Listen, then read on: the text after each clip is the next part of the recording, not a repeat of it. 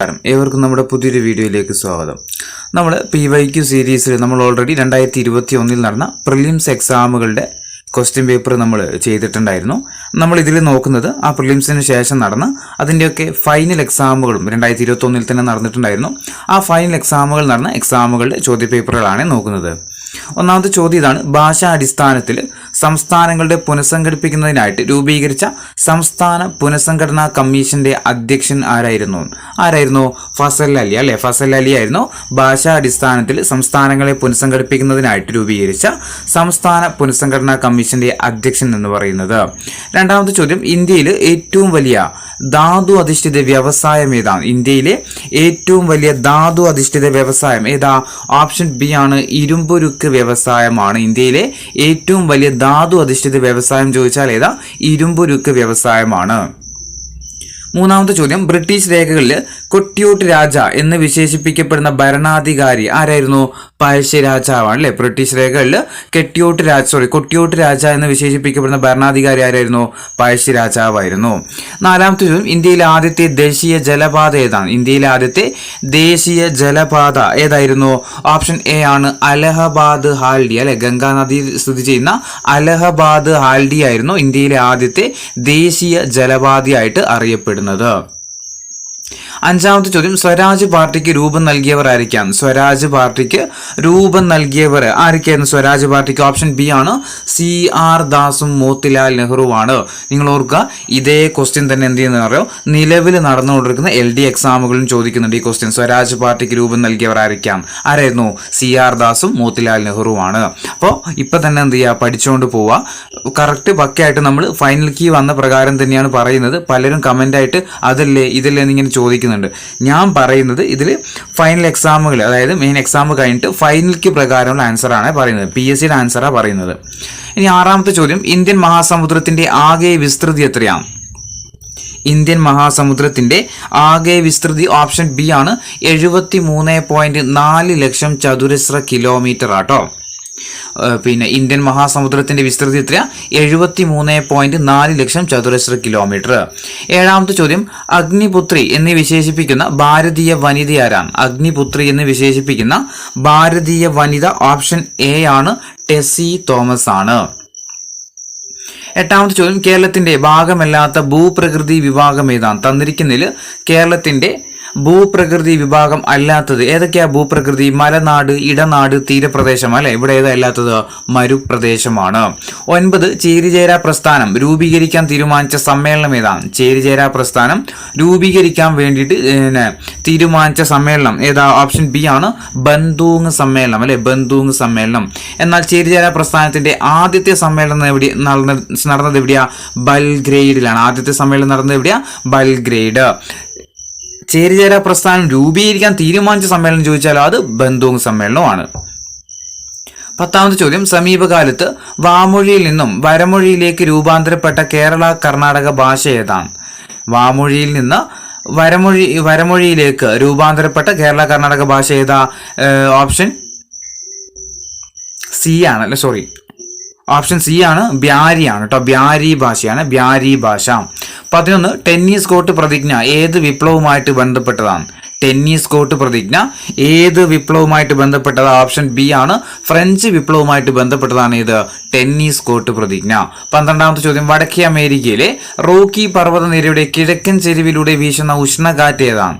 വടക്കേ അമേരിക്കയിലെ റോക്കി പർവ്വതനിരയുടെ കിഴക്കൻ ചെരിവിലൂടെ വീശുന്ന ഉഷ്ണകാറ്റ് ഏതാ? ഓപ്ഷൻ എ ആണ്, ചിനൂക്ക് ആണ്. 13 കാർഷിക കാര്യങ്ങളെ അടിസ്ഥാനമാക്കിയിട്ടുള്ള വിളകൾ താഴെ തന്നിരിക്കുന്നു.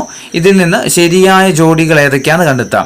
1 ഖാരിഫ് നെല്ല്, 2 റാബി പരുത്തി, 3 സൈദ് പഴവർഗ്ഗങ്ങൾ. ഇതിൽ ഏതൊക്കെയാണ് ശരിയായിട്ടുള്ള ജോഡികൾ?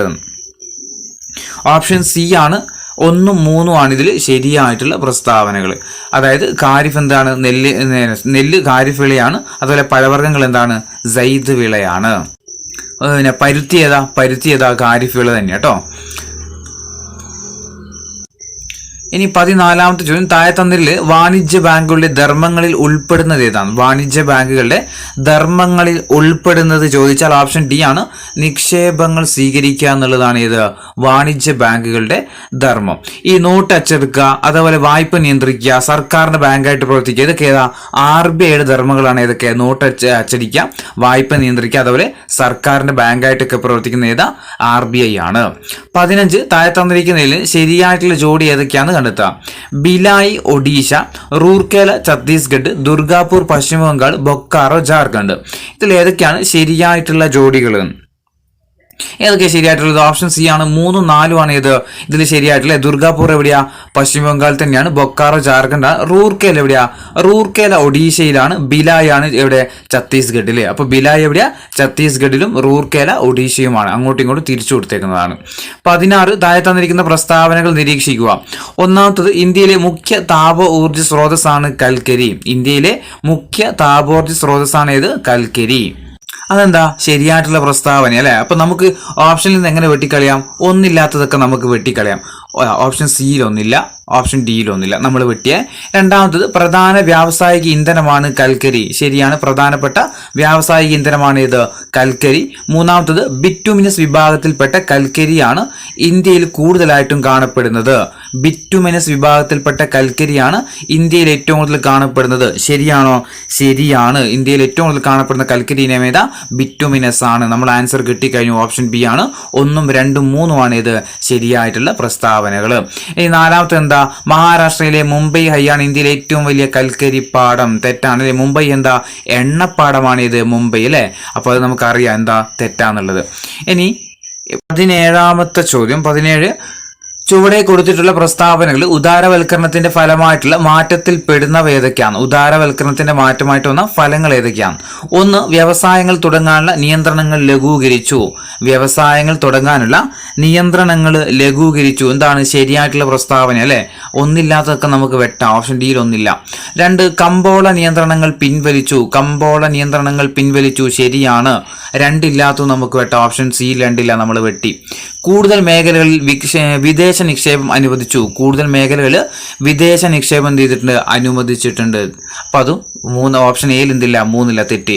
ഇറക്കുമതി ചുങ്കവും നികുതികളും കൂട്ടി. ഇറക്കുമതി ചുങ്കവും നികുതികളും കൂട്ടി എന്നുള്ളത് എന്താണ്? തെറ്റായിട്ടുള്ള പ്രസ്താവനയാണ്.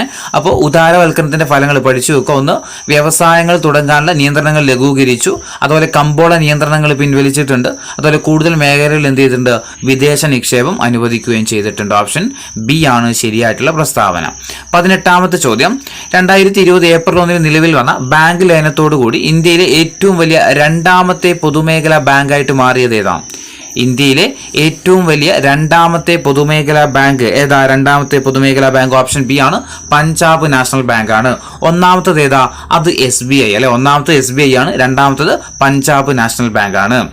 19ാം ചോദ്യം, UNDPയുടെ 2020 റിപ്പോർട്ട് അനുസരിച്ച് മാനവ വികസന സൂചികയിൽ ഇന്ത്യയുടെ സ്ഥാനം എത്രയാണ്? UNDPയുടെ 2020 റിപ്പോർട്ട് അനുസരിച്ചിട്ട് മാനവ വികസന സൂചികയിൽ ഇന്ത്യയുടെ സ്ഥാനം എത്രയാ?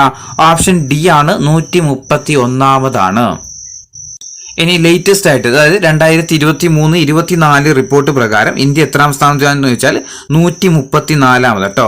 ഹ്യൂമൻ ഡെവലപ്മെന്റ് ഇൻഡെക്സിൽ ഇന്ത്യയുടെ സ്ഥാനം 2023-24 പ്രകാരം അത് 134ാമതെന്ന കാര്യം ഓർത്തു വെക്കുക.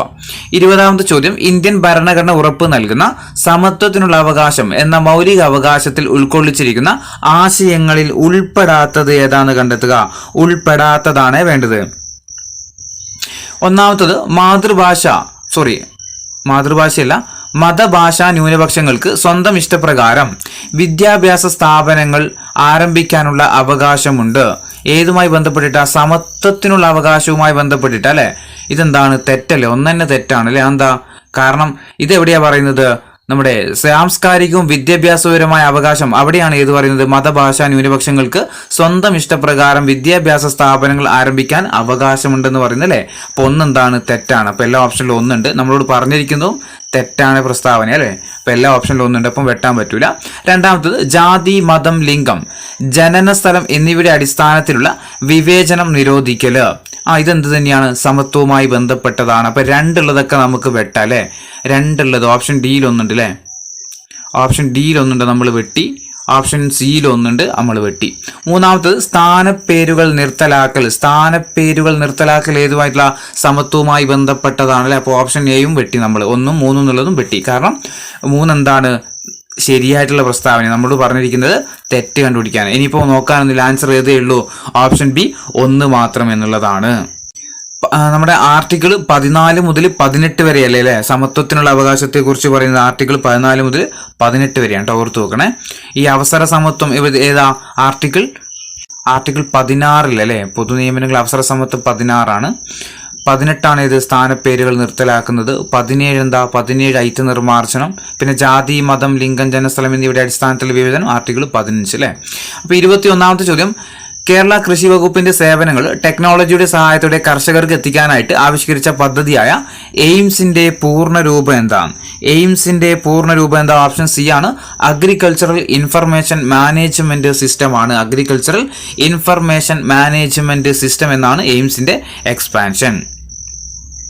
ഇനി 22ാമത്തെ ചോദ്യം, കേരള സ്റ്റേറ്റ് ഇലക്ഷൻ കമ്മീഷനുമായി ബന്ധപ്പെട്ടിട്ട് ശരിയായ പ്രസ്താവനകൾ ഏതൊക്കെയാണെന്ന് കണ്ടെത്താം. കേരള സ്റ്റേറ്റ് ഇലക്ഷൻ കമ്മീഷനുമായി ബന്ധപ്പെട്ടിട്ട് ശരിയായിട്ടുള്ള പ്രസ്താവനകൾ. ഒന്നാമത്തത് എന്താ? 1993 ഡിസംബർ 3 നിലവിൽ വന്നു. 1993 ഡിസംബർ 3 ഏത് നിലവിൽ വരുന്നത്? സംസ്ഥാന ഇലക്ഷൻ കമ്മീഷൻ നിലവിൽ വരുന്നത്. ഒന്നാമത്തെ പ്രസ്താവന ശരിയാണ്. അപ്പോൾ ഒന്നില്ലാത്ത നമുക്ക് വെട്ടാം. ഓപ്ഷൻ സിയിൽ ഒന്നില്ല, നമ്മൾ വെട്ടി. 2, ഇന്ത്യൻ ഭരണഘടനയുടെ ആർട്ടിക്കിൾ 243 പ്രകാരമാണ് സ്റ്റേറ്റ് ഇലക്ഷൻ കമ്മീഷൻ സ്ഥാപിതമായത്. അതും എന്താണ്? ശരിയായിട്ടുള്ള പ്രസ്താവനയാണ്. നമുക്ക് 2 ഇല്ലാത്ത ഓപ്ഷൻസും വെട്ടാം. അപ്പോൾ ഓപ്ഷൻ ബിയിൽ ഒന്നില്ല, 2 ഇല്ല, നമ്മൾ വെട്ടി. മൂന്നാമത്തത്, പഞ്ചായത്ത്, മുനിസിപ്പാലിറ്റി, കോർപ്പറേഷൻ തെരഞ്ഞെടുപ്പുകൾ നടത്തുക എന്നതാണ് കമ്മീഷന്റെ പ്രധാനപ്പെട്ട ചുമതല. അതും എന്താണ്? ശരിയായിട്ടുള്ള പ്രസ്താവനയാണ്. അപ്പോൾ 3 ഇല്ലാത്തതും നമുക്ക് വെട്ടാം. ഓപ്ഷൻ എയിൽ എന്തില്ല? 3 ഇല്ല, നമ്മൾ വെട്ടി. നമ്മുടെ ആൻസർ കിട്ടിക്കഴിഞ്ഞു. ഏതാ? ഓപ്ഷൻ ഡി ആണ്. 1ഉം 2ഉം 3ഉമാണ് ഇതിലെ ശരിയായിട്ടുള്ള പ്രസ്താവനകൾ. അപ്പോൾ പഠിച്ചു നോക്കുക. കേരള സ്റ്റേറ്റ് ഇലക്ഷൻ കമ്മീഷൻ നിലവിൽ വന്നതെന്ന 1993 ഡിസംബർ 3 അതുപോലെ 243 ആണ് ഇതിന്റെ ആർട്ടിക്കിൾ എന്ന് പറയുന്നത്. ഇവിടെ എവിടെയൊക്കെ ഇലക്ഷൻ നടത്തുന്നത്? ഒന്ന് പഞ്ചായത്ത്, അതുപോലെ മുനിസിപ്പാലിറ്റി, കോർപ്പറേഷൻ, ഇവിടെയൊക്കെ തെരഞ്ഞെടുപ്പ് നടത്തുന്നത് ആരാ? പിന്നെ നമ്മുടെ സംസ്ഥാന ഇലക്ഷൻ കമ്മീഷനാണ്. ഇനി 4ാമത്തെ പ്രസ്താവന എന്താ? പഞ്ചായത്ത്, നിയമസഭാ മണ്ഡലം, നിയമസഭാ മണ്ഡലങ്ങളിൽ ഇലക്ഷൻ നടത്തുന്നത് ആരാ? അത് സെൻട്രൽ ഇലക്ഷൻ കമ്മീഷനാണെന്നുള്ള കാര്യം കൂടി ഓർത്തു വെക്കുക. ഇനി 23ാമത്തെ ചോദ്യം, കേരള ദുരന്ത നിവാരണ അതോറിറ്റിയുമായി ബന്ധപ്പെട്ടിട്ട് തെറ്റായ പ്രസ്താവന. തെറ്റാണ് വേണ്ടത്. 1, 2005 ദുരന്ത നിവാരണ നിയമപ്രകാരം സ്ഥാപിച്ചു. 2005 ദുരന്ത നിവാരണ പ്രകാരം സ്ഥാപിച്ചു, ശരിയാണ്. 1 ഉള്ളതൊക്കെ നമുക്ക് വെട്ടാം. 1 എന്താണ്? ശരിയാണ്. നമ്മളോട് പറഞ്ഞിരിക്കുന്നത് തെറ്റാണ് ചോദിച്ചല്ലേ. അപ്പോൾ 1 ഉള്ളതൊക്കെ നമുക്ക് വെട്ടാം. ഓപ്ഷൻ സിയിൽ 1 നമ്മൾ വെട്ടി. 2, സുരക്ഷായാനം എന്നതാണ് ആപ്തവാക്യം. അതെന്താണ്? ശരിയായിട്ടുള്ള പ്രസ്താവനയല്ലേ. അപ്പോൾ 2 ഉള്ളതും നമുക്ക് വെട്ടാം. ഓപ്ഷൻ ഡിയിൽ 2 നമ്മൾ വെട്ടി. 3, ദുരന്ത നിവാരണ അതോറിറ്റിയുടെ ചെയർമാൻ മുഖ്യമന്ത്രിയാണ്. അതെന്താണ്? ശരിയായിട്ടുള്ള പ്രസ്താവന അല്ലെ. ഓപ്ഷൻ ഡി 3 മാത്രം എന്നുള്ളത് തെറ്റി. നമ്മൾ അപ്പോൾ ആൻസർ ഇനി ചെയ്ത ബാക്കിയുള്ള ഓപ്ഷൻ ഡി 4 മാത്രം എന്നുള്ളതേ ഉള്ളൂ അല്ലേ. അപ്പോൾ വായിച്ചു നോക്കാം നമുക്ക് എന്താ തെറ്റ് എന്നുള്ളത്. 2008 മെയ് 4 കേരളത്തിലെ ആദ്യത്തെ ദുരന്ത നിവാരണ അതോറിറ്റി നിലവിൽ വന്നത്. ഇതിലെന്താ തെറ്റ്? വർഷം തെറ്റിപ്പോയി അല്ലേ. 2008 2007 മെയ് 4 എന്ത് ചെയ്യുന്നത്? കേരളത്തിലെ ദുരന്ത നിവാരണ അതോറിറ്റി നിലവിൽ വരുന്നത്. അപ്പോൾ ഇവിടെ പഠിച്ചു നോക്കുക. 2005 ദുരന്ത നിവാരണ നിയമപ്രകാരമാണ് ഏത് സ്ഥാപിക്കുന്നത്? 2007 മെയ് 4 കേരള ദുരന്ത നിവാരണ അതോറിറ്റി നിലവിൽ വരുന്നത്. ഇതിന്റെ ആപ്തവാക്യം എന്താ? സുരക്ഷായാനം എന്നാണ്. ദുരന്ത നിവാരണ അതോറിറ്റിയുടെ ചെയർമാൻ ആരാ? മുഖ്യമന്ത്രിയാണ്. 24ാമത്തെ ചോദ്യം, കേരള സാമൂഹ്യനീതി വകുപ്പിന്റെ കീഴിലുള്ള മന്ദഹാസം പദ്ധതിയുമായി ബന്ധപ്പെട്ട് ശരിയായ പ്രസ്താവന ഏതാന്നുള്ളത് കണ്ടുപിടിക്കാം. മന്ദഹാസം പദ്ധതിയുമായി 1 ഏതാ? ഇതില് മന്ദഹാസം പദ്ധതി എന്തുമായിട്ടുള്ള പദ്ധതിയാ? ഓപ്ഷൻ ഡി ആണ്. കൃത്രിമ ദന്തങ്ങളുടെ പൂർണ്ണ സെറ്റ് സൗജന്യമായിട്ട് വെച്ചു കൊടുക്കുന്ന പദ്ധതിയാണ് ഏത്? മന്ദഹാസം പദ്ധതി. കൃത്രിമ ദന്തങ്ങളുടെ പൂർണ്ണ സെറ്റ് സൗജന്യമായിട്ട് വെച്ചു കൊടുക്കുന്ന പദ്ധതിയാണ് ഏത്? മന്ദഹാസം. 25ാമത്തെ ചോദ്യം, കേരളത്തിലെ നെൽവയൽ തണ്ണീർത്തട സംരക്ഷണ നിയമം നിലവിൽ വന്നതെന്നാണ്. കേരളത്തിലെ നെൽവയൽ തണ്ണീർത്തട സംരക്ഷണ നിയമം നിലവിൽ വന്ന വർഷം ഓപ്ഷൻ എ ആണ്. 2008 ഓഗസ്റ്റ് 11 കേട്ടോ. 2008 ഓഗസ്റ്റ് 11 പഠിച്ചു നോക്കുക. കേരളത്തിലെ നെൽവയൽ തണ്ണീർത്തട സംരക്ഷണ നിയമം നിലവിൽ വന്നതെന്ന 2008 ഓഗസ്റ്റ് 11 26 കേരളത്തിലെ നിലവിലെ തൊഴിൽ വകുപ്പ് മന്ത്രി ആരാ? നിലവില് കേരളത്തിലെ തൊഴിൽ വകുപ്പ് മന്ത്രി ആരാ? ഓപ്ഷൻ സി ആണ്. ശ്രീ ശിവൻകുട്ടിയാണ് അല്ലെ. വിദ്യാഭ്യാസ മന്ത്രിയും അതുപോലെ തൊഴിൽ വകുപ്പ് മന്ത്രി കാര്യം തന്നെയാ ശിവൻകുട്ടിയാണ്. ഇനി 27ാമത്തെ ചോദ്യം, 15ാം കേരള നിയമസഭയിലെ വനിതാ MLA എത്രയാണ്? 15ാം കേരള നിയമസഭയിലെ വനിതാ MLA എത്രയാ?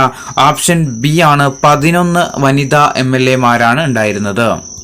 സോറി, ഇതിൽ ആൻസറിൽ വ്യത്യാസമുണ്ട്. കാരണം 11 ആദ്യം ഉണ്ടായിരുന്നത്. പിന്നീട് എന്ത് ചെയ്തു? നമ്മുടെ തൃക്കാക്കര മണ്ഡലത്തിൽ എന്ത് ചെയ്തു? ബൈ ഇലക്ഷൻ നടന്നിട്ടുണ്ടായിരുന്നു അല്ലേ? അവിടുന്ന് പിന്നീട് ആര് ജയിച്ചു?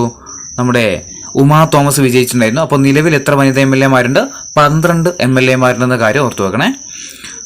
PSC ആൻസർ 11 കാരണം അന്ന് 11 ഉണ്ടായിരുന്നുള്ളൂ. നിലവിൽ 12 പേരുണ്ട് കേട്ടോ. ഇനി 28ാമത്തെ ചോദ്യം, ഇന്ത്യൻ ഭരണഘടന പ്രകാരം മൗലിക കർത്തവ്യങ്ങളുമായി ബന്ധപ്പെട്ട് താഴെ പറയുന്നവയിൽ ശരിയായിട്ടുള്ള പ്രസ്താവനകൾ, മൗലിക കർത്തവ്യങ്ങളുമായി ബന്ധപ്പെട്ടിട്ട് ശരിയായത്.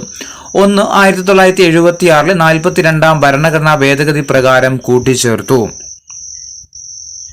ഇതെന്താണ്? ശരിയാ അല്ലെ? 1976 42ാം ഭരണഘടനാ ഭേദഗതി പ്രകാരമാണ് എന്ത് ചെയ്യുന്നത്? മൗലിക കർത്തവ്യങ്ങൾ കൂട്ടിച്ചേർക്കുന്നത്. നമുക്ക് ഒന്നില്ലാത്ത ഓപ്ഷൻസ് വെട്ടാം, പക്ഷെ ഇതിൽ എല്ലാത്തിലും ഒന്നുണ്ട്, വെട്ടുന്നില്ല. 2. 1977 ജനുവരി 3 പ്രാബല്യത്തിൽ വന്നത്. അതും എന്താണ്? ശരിയായിട്ടുള്ള പ്രസ്താവന അല്ലെ? 1976 കൂട്ടിച്ചേർത്ത മൗലിക കടമകൾ 1977 ജനുവരി 3 മുതലാണ് എന്ത് ചെയ്യുന്നത്? പ്രാബല്യത്തിൽ വരുന്നത്. അപ്പം 2 ഇല്ലാത്തത് നമുക്ക് വെട്ടിക്കളയാം അല്ലെ? ശരിയായതാ പറഞ്ഞിരിക്കും. 2 ഇല്ലാത്ത ഏതൊക്കെയാ? ഓപ്ഷൻ എയിൽ 2 ഇല്ല, ഓപ്ഷൻ ബിയിൽ 2 ഇല്ല, ഓപ്ഷൻ ഡിയിലും 2 ഇല്ല. അപ്പൊ തന്നെ നമ്മുടെ ആൻസർ കടന്നു കഴിഞ്ഞതാ ഓപ്ഷൻ സി ആണ്. 1, 2, 3 ഇതിൽ ശരിയായിട്ടുള്ള പ്രസ്താവനകൾ. അപ്പൊ പഠിച്ചു വെക്കാം. 1976 42ാം ഭരണഘടനാ ഭേദഗതി പ്രകാരമാണ് മൗലിക കർത്തവ്യങ്ങൾ ഭരണഘടനയിൽ കൂട്ടിച്ചേർക്കുന്നത്.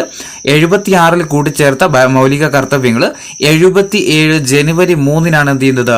പ്രാബല്യത്തിൽ വരുന്നത്. ഇത് ഏത് ഭാഗത്താ? ഭരണഘടനയുടെ 4A ഭാഗത്താണ് ഏത് പ്രതിപാദിക്കുന്നത്?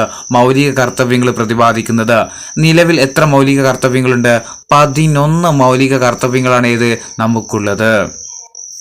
ഇനി 29ാമത്തെ ചോദ്യം, ഇന്ത്യൻ രാഷ്ട്രപതിയെ തെരഞ്ഞെടുക്കുന്നതിനുള്ള യോഗ്യതകൾ വിവരിക്കുന്ന ഭരണഘടനയിലെ ആർട്ടിക്കിൾ ഏതാണ്?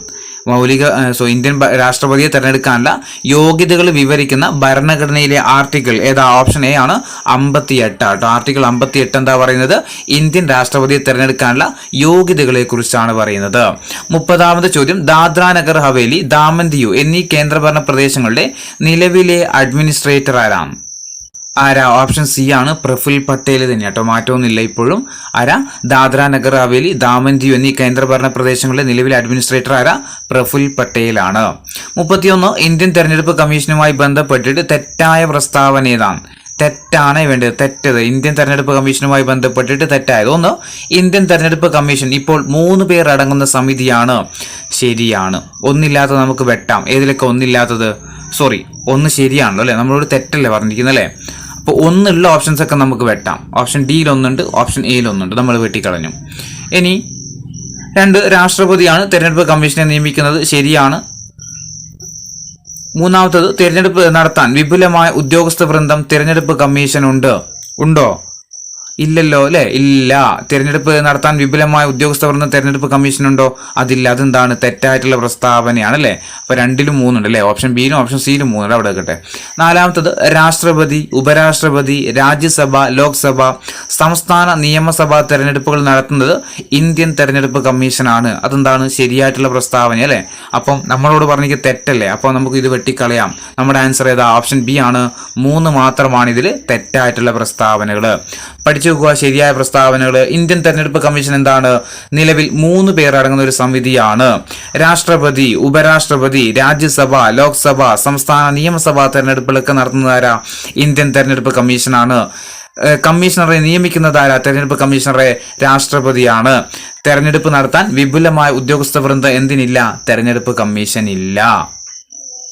32ാമത്തെ ചോദ്യം, പ്രധാനമന്ത്രി ഉൾപ്പെടെ കേന്ദ്ര മന്ത്രിസഭയുടെ ആകെ അംഗങ്ങളുടെ എണ്ണം ലോക്സഭാ മെമ്പർമാരുടെ 15% നിജപ്പെടുത്തിയ ഭരണഘടനാ ഭേദഗതി ഏതാണ്? പ്രധാനമന്ത്രി ഉൾപ്പെടെ കേന്ദ്ര മന്ത്രിസഭയുടെ ആകെ അംഗങ്ങളുടെ എണ്ണം ലോക്സഭാ മെമ്പർമാരുടെ 15% നിജപ്പെടുത്തിയ ഭരണഘടനയിലെ ഭേദഗതി ചോദിച്ചാൽ ഓപ്ഷൻ ബി ആണ്, 91ാം ഭേദഗതിയാണ്. 33ാമത്തെ ചോദ്യം, സ്റ്റേറ്റ് യൂണിയൻ കൺകറന്റ് ലിസ്റ്റുമായി ബന്ധപ്പെട്ടിട്ട് താഴെ പറയുന്നതിൽ ശരിയായിട്ടുള്ള പ്രസ്താവനകൾ ഏതൊക്കെയാണ്? സ്റ്റേറ്റ് യൂണിയൻ ലിസ്റ്റുമായി ബന്ധപ്പെട്ടുകൊണ്ട് ശരിയായിട്ടുള്ള പ്രസ്താവനകൾ ഏതായതിൽ ശരിയായിട്ടുള്ള പ്രസ്താവന? ഓപ്ഷൻ ഡി ആണ്. സ്റ്റേറ്റ് ലിസ്റ്റ് 66 വിഷയങ്ങൾ, യൂണിയൻ ലിസ്റ്റ് 97, കൺകറന്റ് 47. ഇത് ഭരണഘടന നിലവിൽ വരുന്ന സമയത്തുള്ളതാണ്. നിലവിൽ എത്രയാണെന്ന് ചോദിച്ചാൽ ഓർത്ത് നോക്കുക, യൂണിയൻ ലിസ്റ്റിൽ 100 വിഷയങ്ങളുണ്ട്. യൂണിയൻ ലിസ്റ്റിൽ എത്രയാ? യൂണിയൻ ലിസ്റ്റിൽ നിലവിൽ 100 വിഷയങ്ങളാണുള്ളത്. അതേപോലെ കൺകറന്റ് ലിസ്റ്റ് ചോദിച്ചാൽ കൺകറന്റ് ലിസ്റ്റിൽ 51 വിഷയങ്ങളും സ്റ്റേറ്റ് ലിസ്റ്റിൽ 62 വിഷയങ്ങളും കേട്ടോ. നിലവിൽ യൂണിയൻ ലിസ്റ്റ് 100 വിഷയങ്ങളാണുള്ളത്. അതേപോലെ കൺകറന്റ് ചോദിച്ചാൽ 51, യൂണിയൻ ലിസ്റ്റ് സ്റ്റേറ്റ് ലിസ്റ്റ് ചോദിച്ചാൽ 62. ഓർത്ത് നോക്കുക. ഭരണഘടന നിലവിൽ വരുന്ന സമയത്താണെങ്കിൽ എത്രയാണ് ഉണ്ടായിരുന്നത്? യൂണിയൻ ലിസ്റ്റിൽ 97 വിഷയം ഉണ്ടായിരുന്നു, സ്റ്റേറ്റ് ലിസ്റ്റിൽ 66, കൺകറന്റ് ലിസ്റ്റിൽ 47. 34ാമത്തെ ചോദ്യം, ബി ലിംഫോസൈറ്റുകളെ സംബന്ധിച്ച് താഴെ കൊടുത്തിരിക്കുന്ന പ്രസ്താവനകളിൽ തെറ്റായ പ്രസ്താവനകൾ ഏതാണെന്ന് കണ്ടെത്തുക. ഏതാ? ഓപ്ഷൻ ഡി ആണ് തെറ്റായത്. 1ഉം 4ഉം ഇതിൽ തെറ്റാണ്. 1 വൈറസ് ബാധിച്ച കോശങ്ങളെ നശിപ്പിക്കുന്നു എന്നുള്ളത് എന്താണ്? തെറ്റാണ്. അതുപോലെ ക്യാൻസർ കോശങ്ങളെ നശിപ്പിക്കുന്നു എന്നുള്ളതും തെറ്റാണ്. അപ്പോൾ ഓർത്ത് നോക്കുക, ശരിയായത് ബി ലിംഫോസൈറ്റുകളെ സംബന്ധിച്ചിട്ട് ശരിയായ പ്രസ്താവനകൾ 1 ബാക്ടീരിയ നശിപ്പിക്കുന്നത് ഏതാണ്? ബി ലിംഫോസൈറ്റ് ആണ്. ആന്റിജനുകളുടെ വിഷാംശത്തെ നിർവീര്യമാക്കുന്നത് ആരാണ്? ബി ലിംഫോസൈറ്റ് ആണ് അല്ലേ. ക്യാൻസർ കോശങ്ങളെ നശിപ്പിക്കുന്നത് ഏതാ? ടി ലിംഫോസൈറ്റ് അല്ലെ. ടി ലിംഫോസൈറ്റ് എന്ന കാര്യം ഓർത്തു നോക്കുക. ഇനി 35ാമത്തെ ചോദ്യം, സർക്കാരിന്റെ രോഗപ്രതിരോധവൽക്കരണ പ്രക്രിയയിൽ ജീവകം എ ഉൾപ്പെടുത്തിയതിന്റെ ഉദ്ദേശങ്ങൾ എന്തൊക്കെയാണെന്ന് ചോദിച്ചാൽ ഓപ്ഷൻ ഏതാ? എ ആണ്. അതായത് കോർണിയ വരൾച്ച തടയാൻ വേണ്ടിയിട്ടും അതുപോലെ നിശാന്തത തടയാൻ വേണ്ടിയിട്ടുമാണ് സർക്കാരിന്റെ രോഗപ്രതിരോധവൽക്കരണത്തിൽ ജീവകം എ ഉൾപ്പെടുത്തുന്നത്. ഓപ്ഷൻ എ ആണ്. 1ഉം 4ഉമാണ്. 36ാമത്തെ ചോദ്യം, പ്രമുഖ കൃഷി ശാസ്ത്രജ്ഞനായിട്ടുള്ള ജോൺ റേയുടെ സംഭാവനകളിൽ ശരിയായത് ഏതൊക്കെയാണെന്ന് കണ്ടെത്താം. 1 സസ്യങ്ങളെ ഏകവർഷികള്, ദ്വിവർഷികള്, ബഹുവർഷികള് എന്നിങ്ങനെ തരംതിരിച്ചു. ശരിയാണോ? ഇത് തെറ്റാണ് അല്ലെ. ആരാ അങ്ങനെ തരംതിരിച്ചത്? സസ്യശാസ്ത്രത്തിന്റെ പിതാവ് എന്നറിയപ്പെടുന്ന തിയോഫ്രാസ്റ്റസ് ആണ് എന്ത് ചെയ്യുന്നത്? സസ്യങ്ങളെ ഏകവർഷികള്, ദ്വിവർഷികള്, ബഹുവർഷികൾ എന്നൊക്കെ വേർതിരിക്കുന്നത്. അപ്പൊ ഇതെന്താണ്? തെറ്റാണ് അല്ലെ. ജോൺ റേയുടെ സംഭാവനയുമായി ബന്ധപ്പെട്ടിട്ട് തെറ്റാണ്. അപ്പൊ നമ്മളോട് പറഞ്ഞിരിക്കാൻ ശരിയായത്. അപ്പൊ ഒന്നുള്ളതൊക്കെ നമുക്ക് എന്ത് ചെയ്യാം? വെട്ടിക്കളയാം. ഓപ്ഷൻ എയിൽ ഒന്നുകൂടെ നമ്മൾ വെട്ടി. വേറെ ഏതിലാ ഒന്നുള്ളേ? വേറെ ഒന്നില്ല അല്ലെ. രണ്ടാമത്തത്, സ്പീഷീസ് എന്ന പദം ആദ്യമായിട്ട് ഉപയോഗിച്ചത് ആരാ? ജോൺ റേ ആണ്. അപ്പൊ രണ്ടില്ലാത്ത ഓപ്ഷൻസും നമുക്ക് വെട്ടിക്കളയാം. ഓപ്ഷൻ സിയിൽ 2 നമ്മൾ വെട്ടി. മൂന്നാമത്തത്, 1800-ലധികം സസ്യങ്ങളെ ഉൾക്കൊള്ളിച്ചുകൊണ്ട് ഹിസ്റ്റോറിയ പ്ലാന്റേറം എന്ന പുസ്തകം പുറത്തിറക്കി. അതും എന്താണ്? ജോൺ റേയുമായി ബന്ധപ്പെട്ടിട്ട് അത് ശരിയായിട്ടുള്ള പ്രസ്താവന അല്ലെ. അപ്പം 2ഉം 3ഉം എന്താണ്? വേറെ ഓപ്ഷൻ നമുക്ക് വരാനില്ല. ഓപ്ഷൻ ബി ആണ് ഇതിന് ആൻസർ ആയിട്ട് വരിക. 2ഉം 3ഉമാണ് ഇതിന്റെ ശരിയെന്ന് പറയുന്നത്. അപ്പൊ 4ാമത്തെ പ്രസ്താവന എന്താ? ജീവികളെ ചുവന്ന രക്തമുള്ളവ അല്ലാത്തവ എന്തെങ്കിലും തരംതിരിച്ചതാരാ? അത് അരിസ്റ്റോട്ടിൽ അല്ലെ. അരിസ്റ്റോട്ടിലാണ് എന്ത് ചെയ്യുന്നത്? ജീവികളെ ചുവന്ന രക്തമുള്ളവ അല്ലാത്തവ എന്നിങ്ങനെ തരംതിരിക്കുന്നത്. അപ്പൊ പഠിച്ചു നോക്കാം. സസ്യങ്ങളെ ഏകവർഷികള്, ദ്വിവർഷികള്, ബഹുവർഷികള് എന്നൊക്കെ തരംതിരിച്ചതാരാ? അത് തിയോഫ്രാസ്റ്റസ് അല്ലെ. തിയോഫ്രാസ്റ്റസ് എന്നുള്ള കാര്യം ഓർത്തു നോക്കുക. തിയോഫ്രാസ്റ്റസ് ആണ്. സ്പീഷീസ് എന്ന പദം ആദ്യമായിട്ട് ഉപയോഗിച്ചതാരാ? അത് ജോൺ റേ ആണ്. 1800-ലധികം സസ്യങ്ങളെ ഉൾക്കൊള്ളിച്ചുകൊണ്ട് ഹിസ്റ്റോറിയ പ്ലാന്റേറം എന്ന പുസ്തകം പുറത്തിറക്കിയതോ അതും ജോൺ റേ ആണ്. ജീവികളെ ചുവന്ന രക്തമുള്ളവ അല്ലാത്തവ എന്നിങ്ങനെ തിരിച്ചതാരാ? അത് അരിസ്റ്റോട്ടിൽ എന്നുള്ള കാര്യം ഓർത്തു വെക്കുക. 37ാമത്തെ ചോദ്യം, ചിക്കൻ ബോക്സ് പകർത്തുന്ന സൂക്ഷ്മ ജീവി ഏതാ? ചിക്കൻ ബോക്സ് പകർത്തുന്ന സൂക്ഷ്മ ജീവി ഏതാ? ഓപ്ഷൻ ബി ആണ്. വാരിസെല്ല വൈറസ് ആണ്. ഓപ്ഷൻ ബി ആണ്. Varicella virus. ചിക്കൻ ബോക്സ് പകർത്തുന്ന സൂക്ഷ്മാണുജീവിയാണ് ഇത് വാരിസെല്ല വൈറസ്. 38ാമത്തെ ചോദ്യം, താഴെ പറയുന്ന അസുഖങ്ങളിൽ സൂണോട്ടിക് എന്താ? സൂണോട്ടിക് വിഭാഗത്തിൽപ്പെടുന്ന അസുഖം ഏതാ? സൂണോട്ടിക് എന്ന് പറഞ്ഞു കഴിഞ്ഞാൽ ജീവികളിൽ നിന്ന് മനുഷ്യരിലേക്ക് പകരുന്ന രോഗങ്ങളെയാണ് എന്ത് പറയുന്നത്? സൂണോട്ടിക്. അപ്പൊ താഴെ പറയുന്നതിൽ ഏതായിരിക്കും? ഓപ്ഷൻ സി എലിപ്പനി അല്ലെ. എലിയിൽ നിന്ന് നമുക്ക് പകരുന്ന രോഗമാണ് ഏത്? എലിപ്പനി. അപ്പൊ എലിപ്പനി അതിന് ഉദാഹരണം, സൂണോട്ടിക്കിന് ഉദാഹരണമാണ്. 39 ശരാശരി ബ്ലഡ് പ്രഷർ എത്രയാണ്? ഒരു മനുഷ്യന്റെ ശരാശരി ബ്ലഡ് പ്രഷർ എത്രയാ? ഓപ്ഷൻ എ ആണ് 120/80 mmHg ആണ് അല്ലെ. 120/80 mmHg ആണ്. 40ാമത്തെ ചോദ്യം, ദേശീയ ആരോഗ്യ ദൗത്യം അതായത് നാഷണൽ ഹെൽത്ത് മിഷൻ ആരംഭിച്ച വർഷം ഏതാണ്? നാഷണൽ ഹെൽത്ത് മിഷൻ ആരംഭിച്ച വർഷം ഏതാ? 2013 2013 ദേശീയ ആരോഗ്യ ദൗത്യം ആരംഭിക്കുന്നത്. 41 ക്രഷിംഗ് ദ കർവ് എന്നത് ഏത് അസുഖവുമായിട്ട് ബന്ധപ്പെട്ടതാണ്? ക്രഷിംഗ് ദ കർവ് എന്നത് ഏത് രോഗവുമായിട്ട് ബന്ധപ്പെട്ടത്? ഓപ്ഷൻ ഡി ആണ്. കൊറോണ വൈറസുമായിട്ട് ബന്ധപ്പെട്ട പദ്ധതിയായിരുന്നു ഇത് ക്രഷിംഗ് ദ കർവ് എന്ന് പറയുന്നത്. 42ാമത്തെ ചോദ്യം, വീർപ്പിച്ച ഒരു ബലൂണ് വെള്ളത്തിനടിയിലേക്ക് താഴ്ത്തുമ്പോൾ അതിന്റെ വലിപ്പം കുറയുന്നു. ഇത് താഴെ തന്നിരിക്കുന്ന ഏത് നിയമവുമായിട്ട് ബന്ധപ്പെട്ടതാണ്? വീർപ്പിച്ച ഒരു ബലൂണ് വെള്ളത്തിനടിയിലേക്ക് താഴ്ത്തുന്ന സമയത്ത് അതിന്റെ വലിപ്പം കുറയുന്നതായിട്ട് നമുക്ക് തോന്നും. ഇത് താഴെ തന്നിരിക്കുന്നതിൽ ഏത് നിയമവുമായിട്ട് ബന്ധപ്പെട്ടതാണ്? ഏത് നിയമവുമായിട്ട് ബന്ധപ്പെട്ട? ഓപ്ഷൻ ബി ആണ്. ബോയിൽ നിയമവുമായിട്ട് ബന്ധപ്പെട്ടതാണ്. ഇനി പ്രഷറും വോളിയം അല്ലേ. പ്രഷറും വോളിയം ഏതുമായി ബന്ധപ്പെട്ടതാ? ബോയിൽ നിയമവുമായിട്ട് ബന്ധപ്പെട്ടതാണ്. 43ാമത്തെ ചോദ്യം, താഴെ പറയുന്നവയിൽ ലോഹങ്ങളുടെ സവിശേഷത അല്ലാത്തത് ഏതാണ്? സവിശേഷത അല്ലാത്തതാണ് വേണ്ടത്. 1 ലോഹങ്ങൾക്ക് ഇലക്ട്രോ നെഗറ്റിവിറ്റി കൂടുതലാണ്. ലോഹങ്ങൾക്ക് ഇലക്ട്രോ നെഗറ്റിവിറ്റി കൂടുതലാണ്. കൂടുതലാണോ കുറവാണോ? ലോഹങ്ങൾക്ക് കൂടുതലല്ല, കുറവാണ്. ലോഹങ്ങൾക്ക് ഇലക്ട്രോ നെഗറ്റിവിറ്റി എന്താ?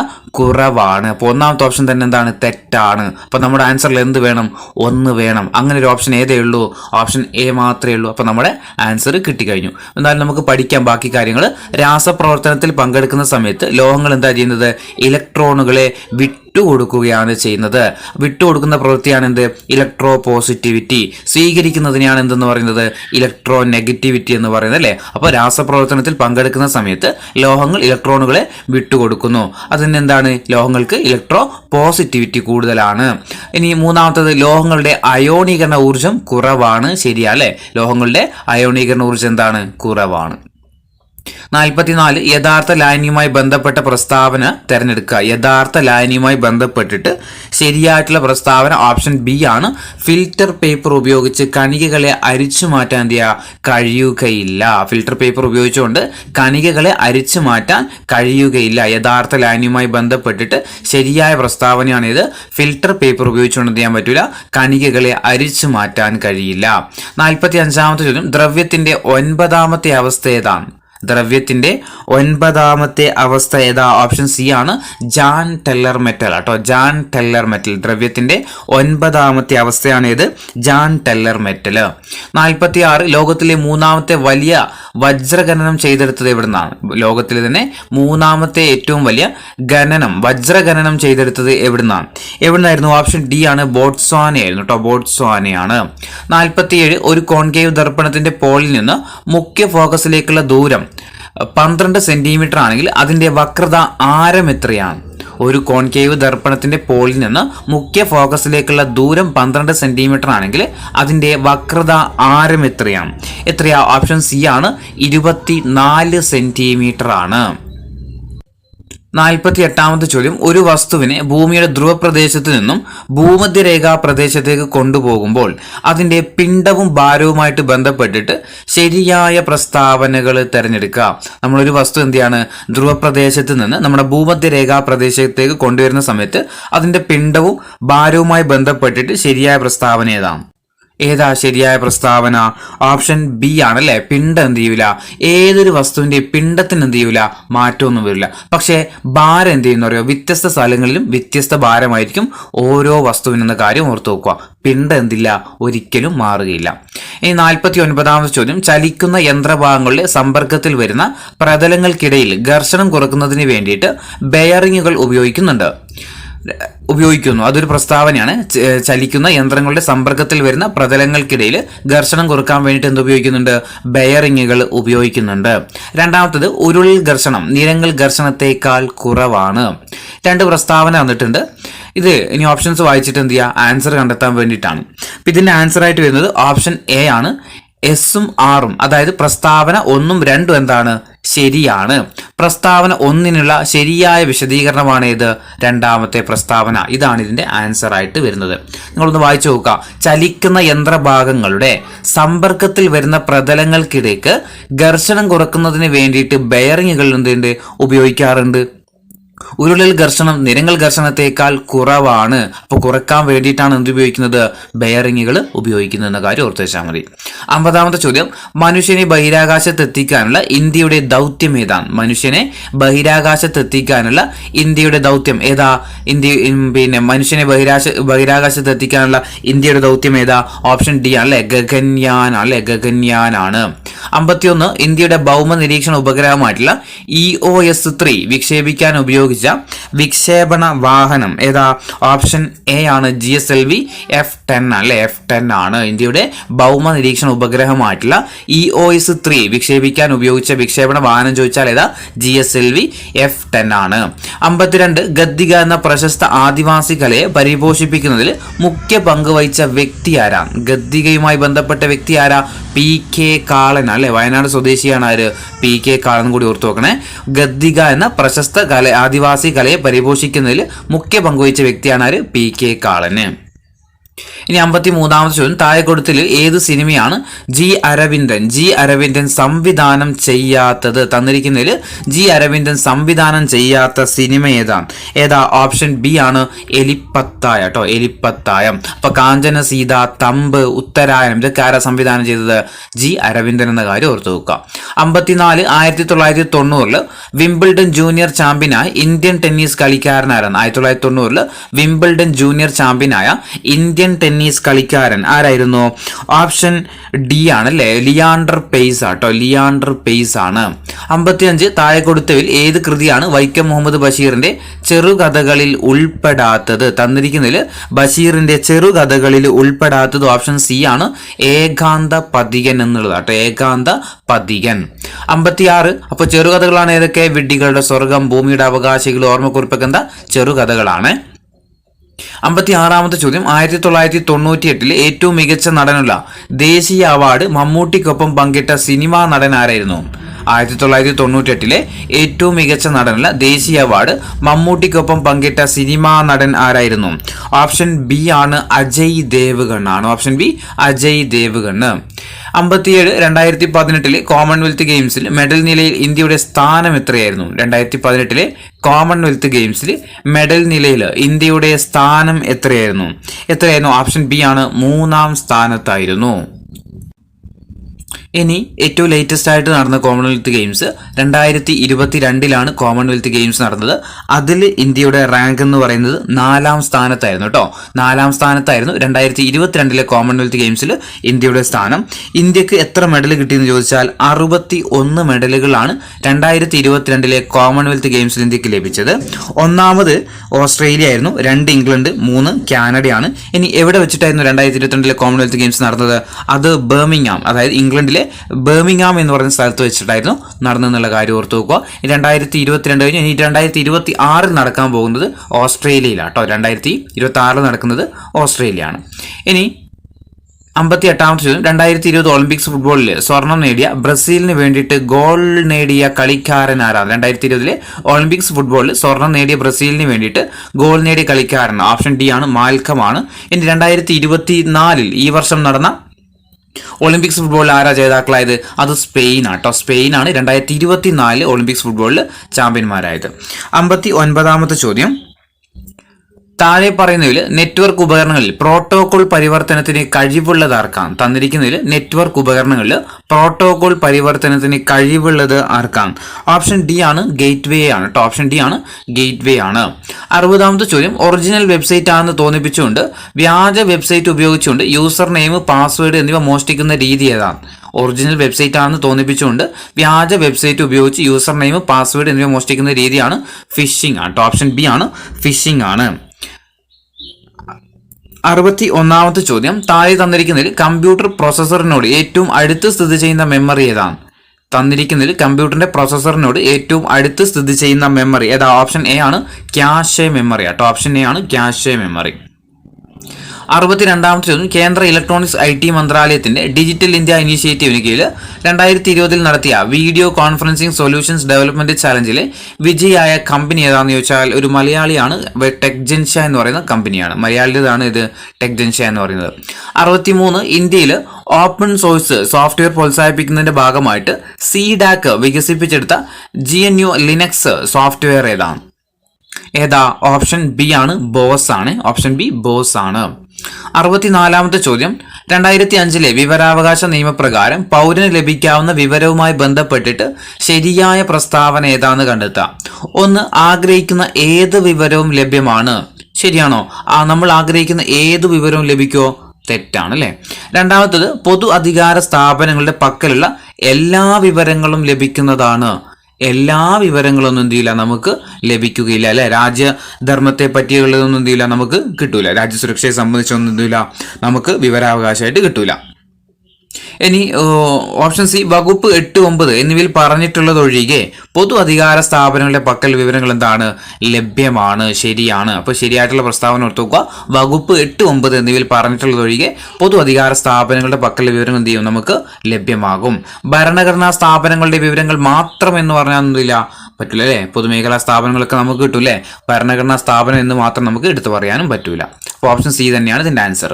65ാമത്തെ ചോദ്യം 2019 ഉപഭോക്തൃ സംരക്ഷണ നിയമത്തിന്റെ കീഴിൽ അന്വേഷണത്തിനുള്ള അധികാരങ്ങൾ നൽകിയിട്ടുള്ളത് ആർക്കാണ്? 2019 ഉപഭോക്തൃ സംരക്ഷണ നിയമത്തിന്റെ കീഴിൽ അന്വേഷണത്തിനുള്ള അധികാരങ്ങൾ നൽകിയിട്ടുള്ളത് ആർക്കാ? ഓപ്ഷൻ ഡി ആണ്, ഡയറക്ടർ ജനറലും അതുപോലെ ജില്ലാ കലക്ടറിനുമാണ്. ഇത് ഓർത്തു വെച്ചോ, വരുന്ന LD എക്സാമിനൊക്കെ ചോദിക്കാൻ സാധ്യതയുള്ള ക്വസ്റ്റ്യൻസ് ആണ് ഇതൊക്കെ. 66ാമത്തെ ചോദ്യം ഏത് നിയമത്തിലാണ് സാമൂഹിക ബഹിഷ്കരണം എന്ന പദം ഉപയോഗിച്ചിരിക്കുന്നത്? ഏത് നിയമത്തിലാണ് സാമൂഹിക ബഹിഷ്കരണം എന്ന പദം ഉപയോഗിച്ചിരിക്കുന്നത്? ഏതിലാണ് ഉപയോഗിച്ചിരിക്കുന്നത്? ഓപ്ഷൻ ബി ആണ്, പട്ടികജാതി പട്ടികവർഗ അതിക്രമങ്ങൾ തടയൽ 1989. ഇതെനിക്ക് തോന്നുന്നു ഇത് റീസെന്റ് ആയിട്ടുള്ള ഒരു എക്സാമിന് ചോദിച്ചിട്ടുണ്ട്. ഇത് അതായത് പട്ടികജാതി പട്ടികവർഗ അതിക്രമങ്ങൾ തടയൽ നിയമം നിലവിൽ വന്ന വർഷം ഏതാണ്? 1989 എന്നുള്ള കാര്യം ഓർത്തു വെച്ചാൽ മതി. അപ്പൊ അതിലെന്താ? സാമൂഹിക ബഹിഷ്കരണം എന്ന പദം ഉപയോഗിച്ചിരിക്കുന്ന ഏത് നിയമത്തിലാണ്? പട്ടികജാതി പട്ടികവർഗ അതിക്രമങ്ങൾ തടയൽ നിയമത്തിലാണ്. ഇനി 67ാമത്തെ ചോദ്യം 2005 ഗാർഹിക പീഡനത്തിൽ നിന്നുള്ള സ്ത്രീ സംരക്ഷണ നിയമത്തിന്റെ വ്യവസ്ഥകളുമായി ബന്ധപ്പെട്ടിട്ട് തെറ്റായിട്ടുള്ള പ്രസ്താവന ഏതാന്ന് കണ്ടെത്താം. തെറ്റാണ് വേണ്ടത്. 1. നിയമപരമായി വിവാഹിതനായ ഭർത്താവിനെതിരെ മാത്രമേ പരിഹാരങ്ങൾ അവകാശപ്പെടുകയാൻ കഴിയുകയുള്ളൂ. അത് തന്നെയാണ് ഇതിന്റെ ആൻസർ ആയിട്ട് വരുന്നത് കേട്ടോ. കാരണം എന്താ? നിയമപരമായിട്ട് വിവാഹിതരായവർക്ക് മാത്രമല്ല, അതായത് ലിവിങ് ടുഗദർ ആയിട്ടൊക്കെ ജീവിക്കുന്ന ആളുകൾ ഉണ്ടാവില്ലേ, അവർക്കും എന്ത് ചെയ്യാൻ പറ്റും? അവർക്കെതിരെ നമുക്ക് ഗാർഹിക പീഡന നിയമപ്രകാരം നമുക്ക് എന്ത് ചെയ്യാൻ പറ്റും? കേസുകൾ കൊടുക്കാൻ പറ്റും കേട്ടോ. എന്തില്ല, നിയമപരമായിട്ട് വിവാഹം കഴിഞ്ഞവർക്ക് മാത്രമല്ല, ഒരു മ്യൂച്വൽ അണ്ടർസ്റ്റാൻഡിൽ പോകുന്ന ഒരു ഭാര്യയും ഭർത്താവൊക്കെ പോലെ ഇങ്ങനെ പോകുന്നവരുണ്ടാവുമല്ലോ, ഈ ലിവിങ് ടുഗദർക്ക് പോലെ തന്നെ, അവർക്കൊക്കെ എന്ത് ചെയ്യാൻ പറ്റും? ഇതിൽ കേസ് കൊടുക്കാൻ പറ്റും. ബാക്കി ശരിയായതും കൂടി പഠിച്ചു നോക്കുക. പിന്നെ മജിസ്ട്രേറ്റിന്റെ നടപടികൾ രഹസ്യമായി നടത്താവുന്നതാണ്. അതായത് ഉത്തരവിന്റെ പകർപ്പുകൾ കോടതിയിൽ സൗജന്യമായി നൽകണം. അതുപോലെ മജിസ്ട്രേറ്റിന് നഷ്ടപരിഹാര ഉത്തരവുകൾ പുറപ്പെടുവിക്കാവുന്നതാണ്. ഇനി 68ാമത്തെ ചോദ്യം 2012 ലൈംഗിക അതിക്രമങ്ങളിൽ നിന്ന് കുട്ടികളിലേക്കുള്ള സംരക്ഷണ നിയമത്തിന്റെ സംരക്ഷണം ലഭിക്കുന്ന കുട്ടിയുടെ പ്രായപരിധി എത്രയാണ്? അതായത് പോക്സോ നിയമപ്രകാരം കുട്ടികളുടെ വയസ്സ് എത്രയാണെന്ന് കണക്കാക്കുന്നത്? നമ്മൾ 18 വയസ്സ് അല്ലെ. പോക്സോ നിയമപ്രകാരം 18 വയസ്സിൽ താഴെയാണ് കുട്ടി എന്ന പ്രായപരിധിയിൽ വരുന്നത്. 69 ഇന്ത്യയുടെ മുഖ്യ വിവരാവകാശ കമ്മീഷണർ ആരാ? നിലവിൽ ഇന്ത്യയുടെ മുഖ്യ വിവരാവകാശ കമ്മീഷണർ ആരാ? നിലവിൽ ഹീരാലാൽ സമരിയ കേട്ടോ. ഇന്ത്യയുടെ മുഖ്യ വിവരാവകാശ കമ്മീഷണർ ആരാന്ന് വെച്ചാൽ ഹീരാലാൽ സമരിയ. ഇനി കേരളത്തിലാണെങ്കിലോ അത് വി ഹരിനായർ കേട്ടോ. രണ്ടുപേരും തമ്മിൽ ചെറിയൊരു ബന്ധമുണ്ട്. അതായത് ഒന്ന് ഇവിടെ കേരളത്തിൽ ആരാന്ന് വെച്ചാൽ വി ഹരിനായർ, മുകളിൽ ആരാ? ഹീരാലാൽ സമരിയ.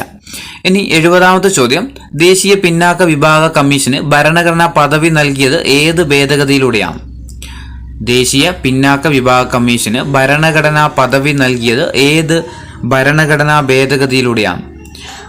ഏതിലൂടെയാണ് ഭരണഘടനാ പദവി നൽകിയത്? ഓപ്ഷൻ ബി ആണ്, 102ാം ഭേദഗതിയിലൂടെ. 2018 നടന്ന 102ാം ഭേദഗതി പ്രകാരമാണ്. ഇനി 10 മാത്സാണ് ഉള്ളത്. ഇനി ഇംഗ്ലീഷ് പറഞ്ഞുതരാം. 81ാം ചോദ്യം. I boat A pen dash pen rights well. I boat A pen dash pen rights well. എന്താ വരിക? ഓപ്ഷൻ സി ആണ്, ദ പെൻ ആണ് കേട്ടോ. ഓപ്ഷൻ സി ദ പെൻ ആണ്. 82 the principal along with his staff. Along with വന്നാൽ എന്ത് ചെയ്യണം നമ്മൾ? വിത്ത്, എലോങ് വിത്ത്, ടുഗദർ വിത്ത് ഇങ്ങനെ വന്നു കഴിഞ്ഞാൽ ഇതെന്താ ചെയ്യേണ്ടതെന്ന് അറിയോ? ഇവിടെ രണ്ട് സബ്ജക്റ്റ് ഉണ്ടാവുമല്ലോ, അതായത് പ്രിൻസിപ്പളും ഉണ്ട് സ്റ്റാഫും ഉണ്ട് അല്ലേ. അപ്പോൾ ഫസ്റ്റ് സബ്ജക്റ്റ് ഏതാണോ അതിനനുസരിച്ചിട്ടായിരിക്കണം എന്ത് ചെയ്യേണ്ടത്? നമ്മുടെ വെർബ് ഉപയോഗിക്കേണ്ടത്. അപ്പോൾ ഇവിടെ ഏതാ വരുന്നത്? ഫസ്റ്റ് ഏതാ? ദ പ്രിൻസിപ്പൾ എന്നുള്ളത് അല്ലേ, അത് സിംഗുലർ അല്ലേ. അപ്പോൾ നമ്മൾ ഇവിടെ ഉപയോഗിക്കേണ്ട ഫോം ഏതാ? ഓപ്ഷൻ ബി ആണ്, സിംഗുലർ ആയിട്ടുള്ള ഏതാ? ഈസ് ആണ്. അപ്പോൾ the principal along with his staff is going for a picnic. ഇനി 83ാം ചോദ്യം. I usually drink tea but I today I dash coffee. Usually ഒക്കെ വന്നാൽ എന്താ ഉപയോഗിക്കണം നമ്മൾ? ഓപ്ഷൻ എ ആണ്, ING അല്ലേ, ഡ്രിങ്കിങ്, ആം ഡ്രിങ്കിങ്. അല്ലെങ്കിലും അതിൻ്റെ കൂടെ ഏതാ വരത്തുള്ളൂ? ഐ ആം ഡ്രിങ്കിങ് അല്ലേ. അത് തന്നെയാണ് അതിൻ്റെ answer. 84 this house is dash than my house. This house is dash than my house. എന്താ വരിക? ഓപ്ഷൻ ബി ആണ്, ബിഗർ ദാൻ അല്ലേ, സൂപ്പർലേറ്റീവ് അല്ലേ, ബിഗർ ദാൻ എന്ന് വരും കേട്ടോ. 85 doctor Kalam was born. Doctor Kalam was born എന്താ വരിക? ഇന്നാണ് അല്ലേ, ഇന്ന്. അത് നമുക്കൊരു ഫോമിലങ്ങ് വായിച്ചു പോകുമ്പോൾ തന്നെ ആൻസർ കിട്ടുന്നുണ്ട്. Doctor Kalam was born in 1931. 86ാമത്തെ ചോദ്യം. One of his dash is studying in Mumbai. ഈ വൺ ഓഫ് എപ്പോഴും എന്തായിരിക്കും അറിയോ? സിംഗുലർ ആയിരിക്കും. പക്ഷെ എന്താണെന്ന് അറിയോ? ഇതിന് ശേഷം വരുന്ന വെർബ് എന്തായിരിക്കണം എന്നറിയോ? അത് പ്ലൂറൽ ആയിരിക്കണം. അപ്പോൾ ഇവിടെ വൺ ഓഫ് സിംഗുലർ ആണ്, പക്ഷെ നമ്മൾ അവിടെ എന്ത് കിട്ടണം? പ്ലൂരൽ കിട്ടണം. അപ്പോൾ ഇതിന്റെ ആൻസർ എന്താ വരിക? ഓപ്ഷൻ ബി ആണ്, സൺസ് ആണ് കേട്ടോ. One of his sons. Option B ആണ്, സൺസ് ആണ് ഉപയോഗിക്കേണ്ടത്. ഇനി 87ാമത്തെ ചോദ്യം. He ran dash. എന്താ? He ran dash. Option A ആണ്, ഫാസ്റ്റ് കേട്ടോ. He ran fast. 88 ഹാർമണീസിന്റെ ഒരു മീനിങ് എന്താ? ഹാർമണി എന്ന് പറഞ്ഞാൽ എന്താ ഹാർമണി എന്ന് പറഞ്ഞു കഴിഞ്ഞാൽ ഓപ്ഷൻ ഡി ആണ്, അഗ്രിമെന്റ് ആട്ടോ. ഓപ്ഷൻ ഡി ആണ്, അഗ്രിമെന്റ് ആണ്. 89 സിനോണിം ഓഫ് സീസ്. എന്താ? 89 അല്ലേ, 89 ആൻസർ ഓപ്ഷൻ ബി ആണ്, ക്യാച്ച് ആണ് കേട്ടോ. ഓപ്ഷൻ ബി ക്യാച്ച് ആണ്. 90 ദ ആന്റണിം ഓഫ് ദ സീസ്.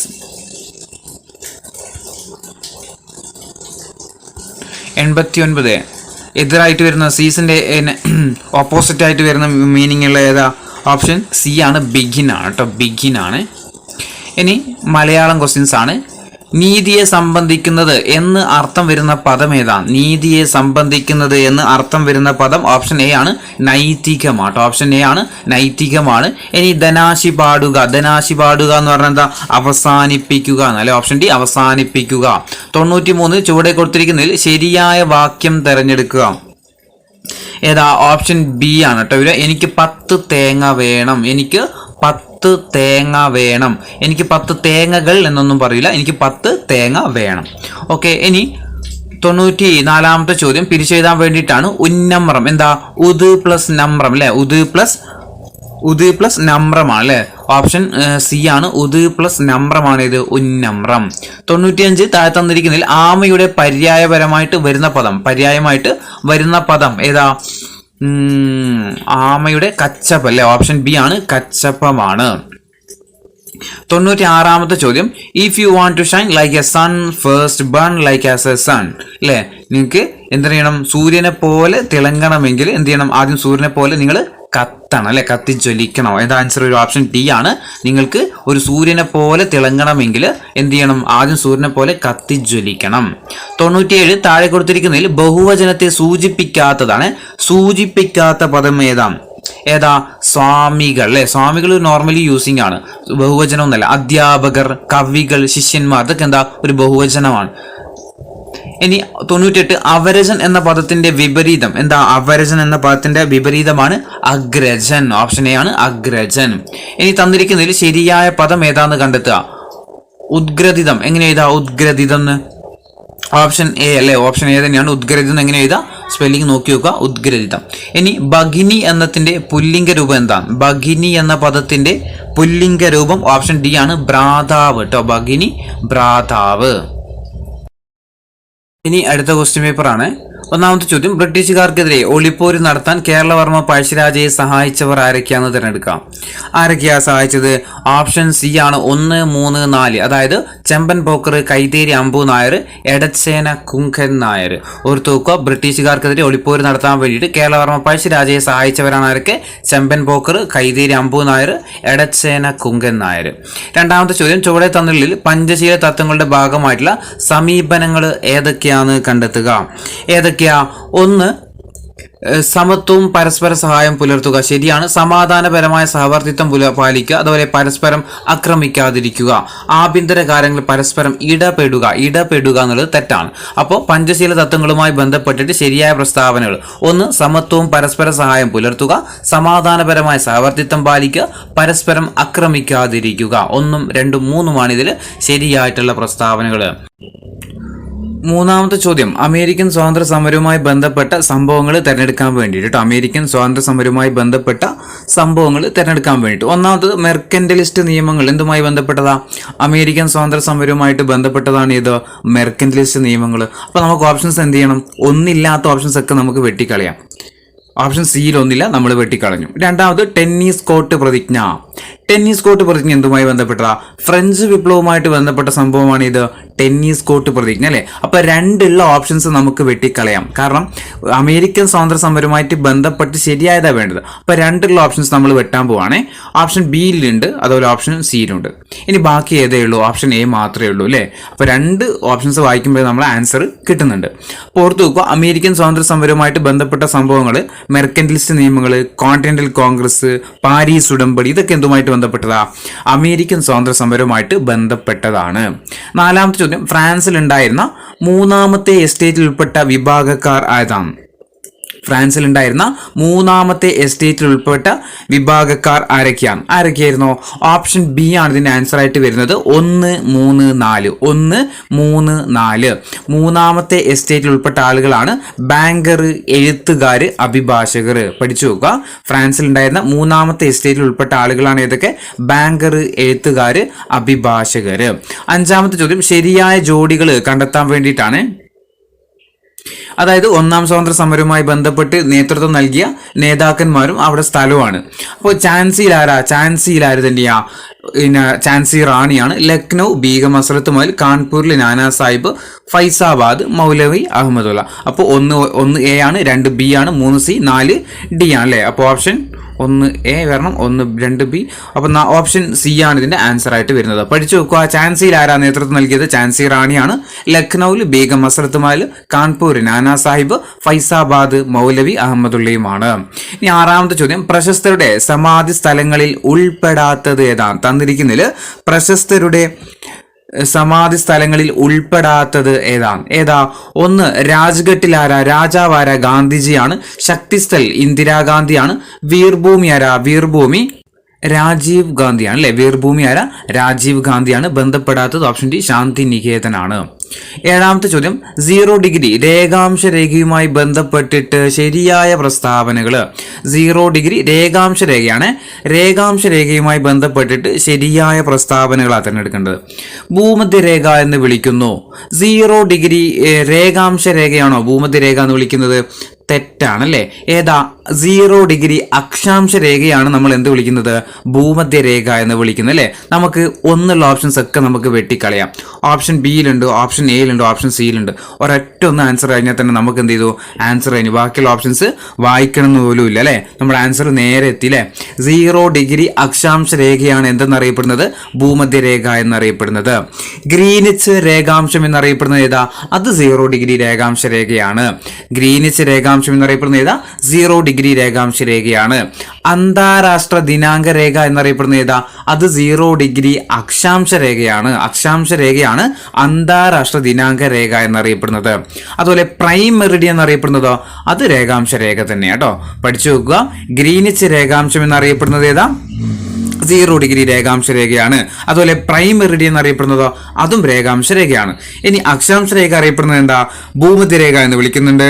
അതുപോലെ അന്താരാഷ്ട്ര ദിനാങ്ക രേഖ എന്നറിയപ്പെടുന്നത് ഏത് തന്നെയാ? അക്ഷാംശ രേഖകളാണ്. ഇനി എട്ടാമത്തെ ചോദ്യം, ഭൂമിയിലെ എല്ലാത്തരം ശിലകളുടെയും പൂർവിക സ്ഥാനം ചുവടെ നൽകിയിട്ടുള്ളവയിൽ ഏതിനാണ്? ഓപ്ഷൻ സി ആണ് ആഗ്നേയ ശിലയാണ് അല്ലെ, മാതൃശില എന്നൊക്കെ അറിയപ്പെടുന്ന ഏതാ? ആഗ്നേയ ശിലയാണ്. ഒൻപതാമത്തെ ചോദ്യം, കാറ്റിന്റെ ചലനത്തെ സ്വാധീനിക്കുന്ന ഘടകങ്ങൾ ഏതൊക്കെയാണ്? കാറ്റിന്റെ ചലനത്തെ സ്വാധീനിക്കുന്ന ഘടകങ്ങൾ ഏതാ? ഓപ്ഷൻ ഒന്ന് മർദ്ദച്ചെരിവ് മാനബലം എന്തിനെ ബാധിക്കുന്നുണ്ട്? കാറ്റിന്റെ ചലനത്തെ സ്വാധീനിക്കുന്നുണ്ട് അല്ലെ. അപ്പൊ ഒന്നില്ലാത്ത ഓപ്ഷൻസ് നമുക്ക് വെട്ടിക്കളയാം. ഓപ്ഷൻ സിയിൽ ഒന്നില്ല, നമ്മൾ വെട്ടി. 2 കൊഹിഷൻ ബലം എന്തില്ല? കാറ്റുമായിട്ട് അങ്ങനെ ബന്ധമൊന്നുമില്ല. അപ്പൊ 2 ഓപ്ഷൻസ് നമുക്ക് വെട്ടിക്കളയാം. ഓപ്ഷൻ ഏഴോ 2 നമ്മൾ വെട്ടിക്കളഞ്ഞു. ഇനി ഘർഷണ ബലം എന്തിനെ സ്വാധീനിക്കുന്നുണ്ട്? കാറ്റിന്റെ ചലനത്തെ സ്വാധീനിക്കുന്നുണ്ട്. 3 ഓപ്ഷൻസ് നമുക്ക് വെട്ടിക്കളഞ്ഞു. ഇനി ഏതേ ഉള്ളൂ ബാക്കി? ഓപ്ഷൻ ബി മാത്രമേ ഉള്ളൂ. 1, 3, 4 ആണ് ഇതിന്റെ ആൻസർ ആയിട്ട് വരുന്നത്. കാറ്റിന്റെ ചലനത്തെ സ്വാധീനിക്കുന്ന ഘടകങ്ങളാണ് ഇതൊക്കെ: മർദ്ദച്ചെരിവ് മാനബലം, ഘർഷണ ബലം, അതുപോലെ കോറിയോലിസ് ബലം എന്ന് പറയുന്നത്. ഇനി 10ാമത്തെ ചോദ്യം, കൂട്ടത്തിൽ പെടാത്തത് ഏതാന്ന് കണ്ടെത്തുക. ബാരൻ ദ്വീപ് ഉണ്ട്, നെവശേവ ഉണ്ട്, ഹാൽഡി ഉണ്ട്, പാരദ്വീപ് ഉണ്ട്. ഇതിലേതാ ബന്ധപ്പെടാത്തത്? ഓപ്ഷൻ എ ആണല്ലേ. അഗ്നിപർവ്വത ദ്വീപാണ് ഏത്? ബാരൻ ദ്വീപ് എന്ന് പറയുന്നത്. നെവശേവ, ഹാൽഡിയ, പാരദ്വീപ് ഒക്കെ എവിടെയാണ്? നമ്മുടെ ഇന്ത്യയിൽ സ്ഥിതി ചെയ്യുന്നതാണ്. 11ാമത്തെ ചോദ്യം, പസഫിക് മഹാസമുദ്രവുമായിട്ട് ബന്ധപ്പെട്ട് ശരിയായ പ്രസ്താവനകൾ ഏതൊക്കെയാണെന്ന് തിരഞ്ഞെടുക്കുക. പസഫിക് സമുദ്രവുമായി ബന്ധപ്പെട്ടിട്ട് ശരിയായ പ്രസ്താവനകൾ ഏതൊക്കെയാണെന്ന് തിരഞ്ഞെടുക്കുക. 1, ഏറ്റവും ആഴം കൂടിയ സമുദ്രമാണ് പസഫിക്. ശരിയാണോ? ഏറ്റവും ആഴം കൂടിയ സമുദ്രമാണ് ഏത്? പസഫിക്. 1 എല്ലാത്തിലും ഉണ്ട്, അവിടെ കിടക്കട്ടെ. എസ് ആകൃതിയിൽ കാണപ്പെടുന്നത് ഏതാ?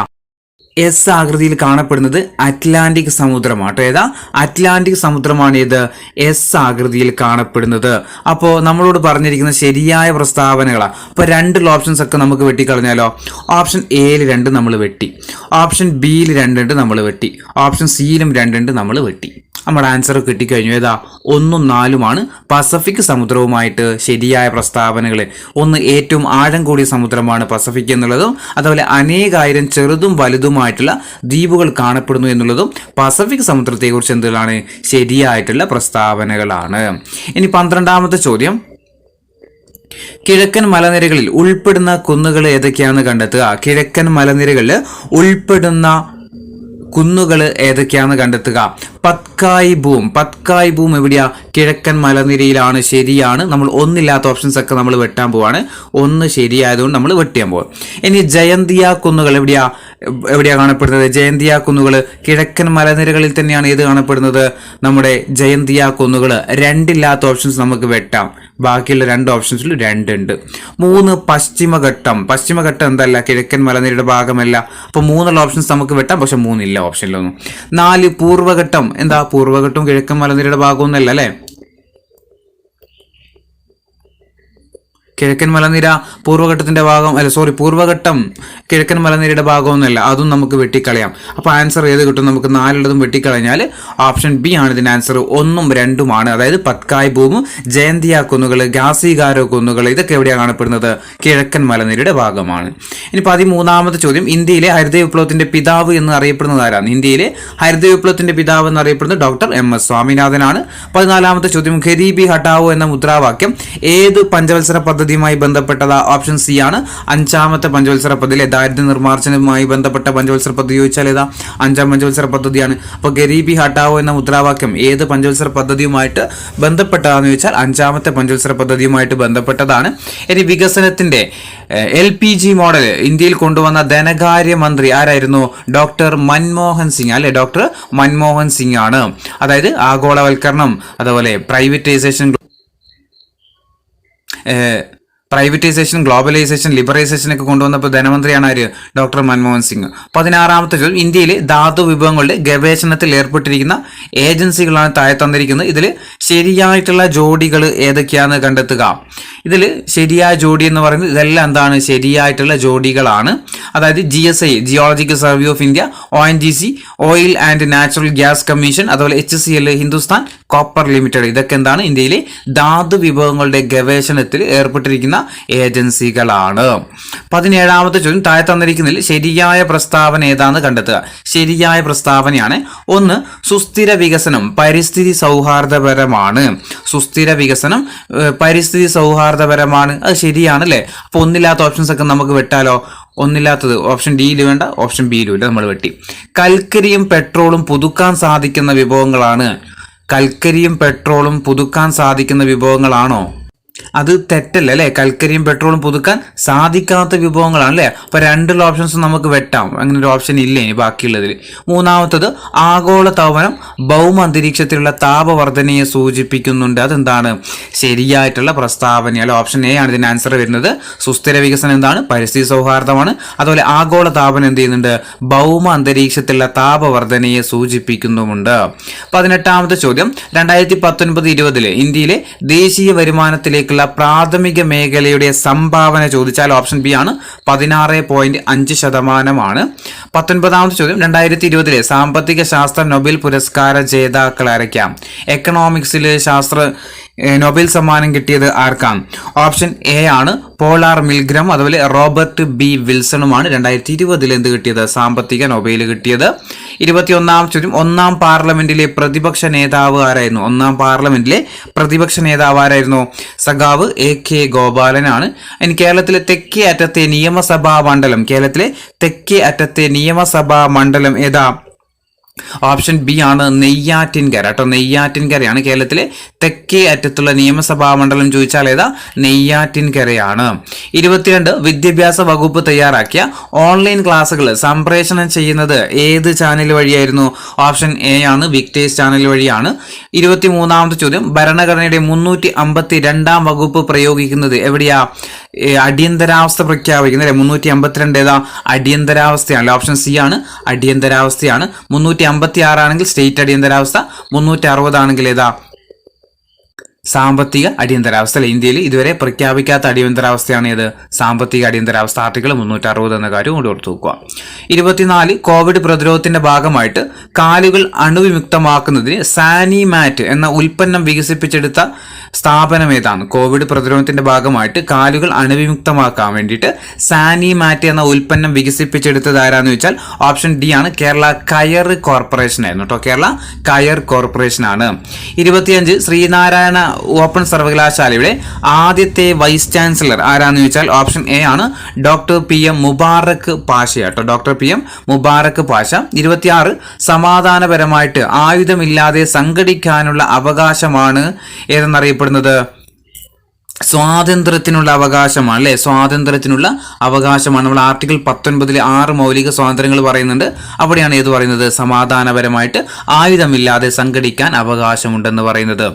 27 ബാണാസുര സാഗർ ഡാം സ്ഥിതി ചെയ്യുന്നത് എവിടെയാണ്? ബാണാസുര സാഗർ ഡാം സ്ഥിതി ചെയ്യുന്നത് എവിടെയാ?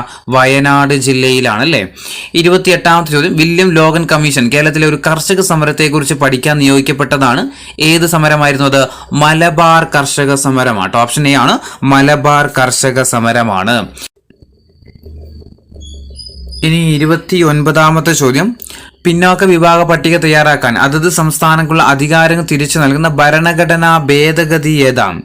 ഏതാ ഭരണഘടനാ ഭേദഗതി? ഓപ്ഷൻ സി ആണ്, 127ാം ഭരണഘടനാ ഭേദഗതി അല്ല, ശരിക്കും 127ാം ഭരണഘടനാ ഭേദഗതി ബില്ലാണ് കേട്ടോ. ബില്ലാണ് അത്. അതായത് ഇന്ത്യൻ ഭരണഘടനയിൽ ഇതുവരെ 106 ഭേദഗതികളെ നടന്നിട്ടുള്ളൂ. ഇവിടെ പറഞ്ഞിരിക്കുന്നത് 127ാം ഭരണഘടനാ ഭേദഗതി എന്ന. അപ്പോൾ അത് തെറ്റാണ്. അതായത് 127ാം ഭരണഘടനാ ഭേദഗതി ബില്ലാണ്.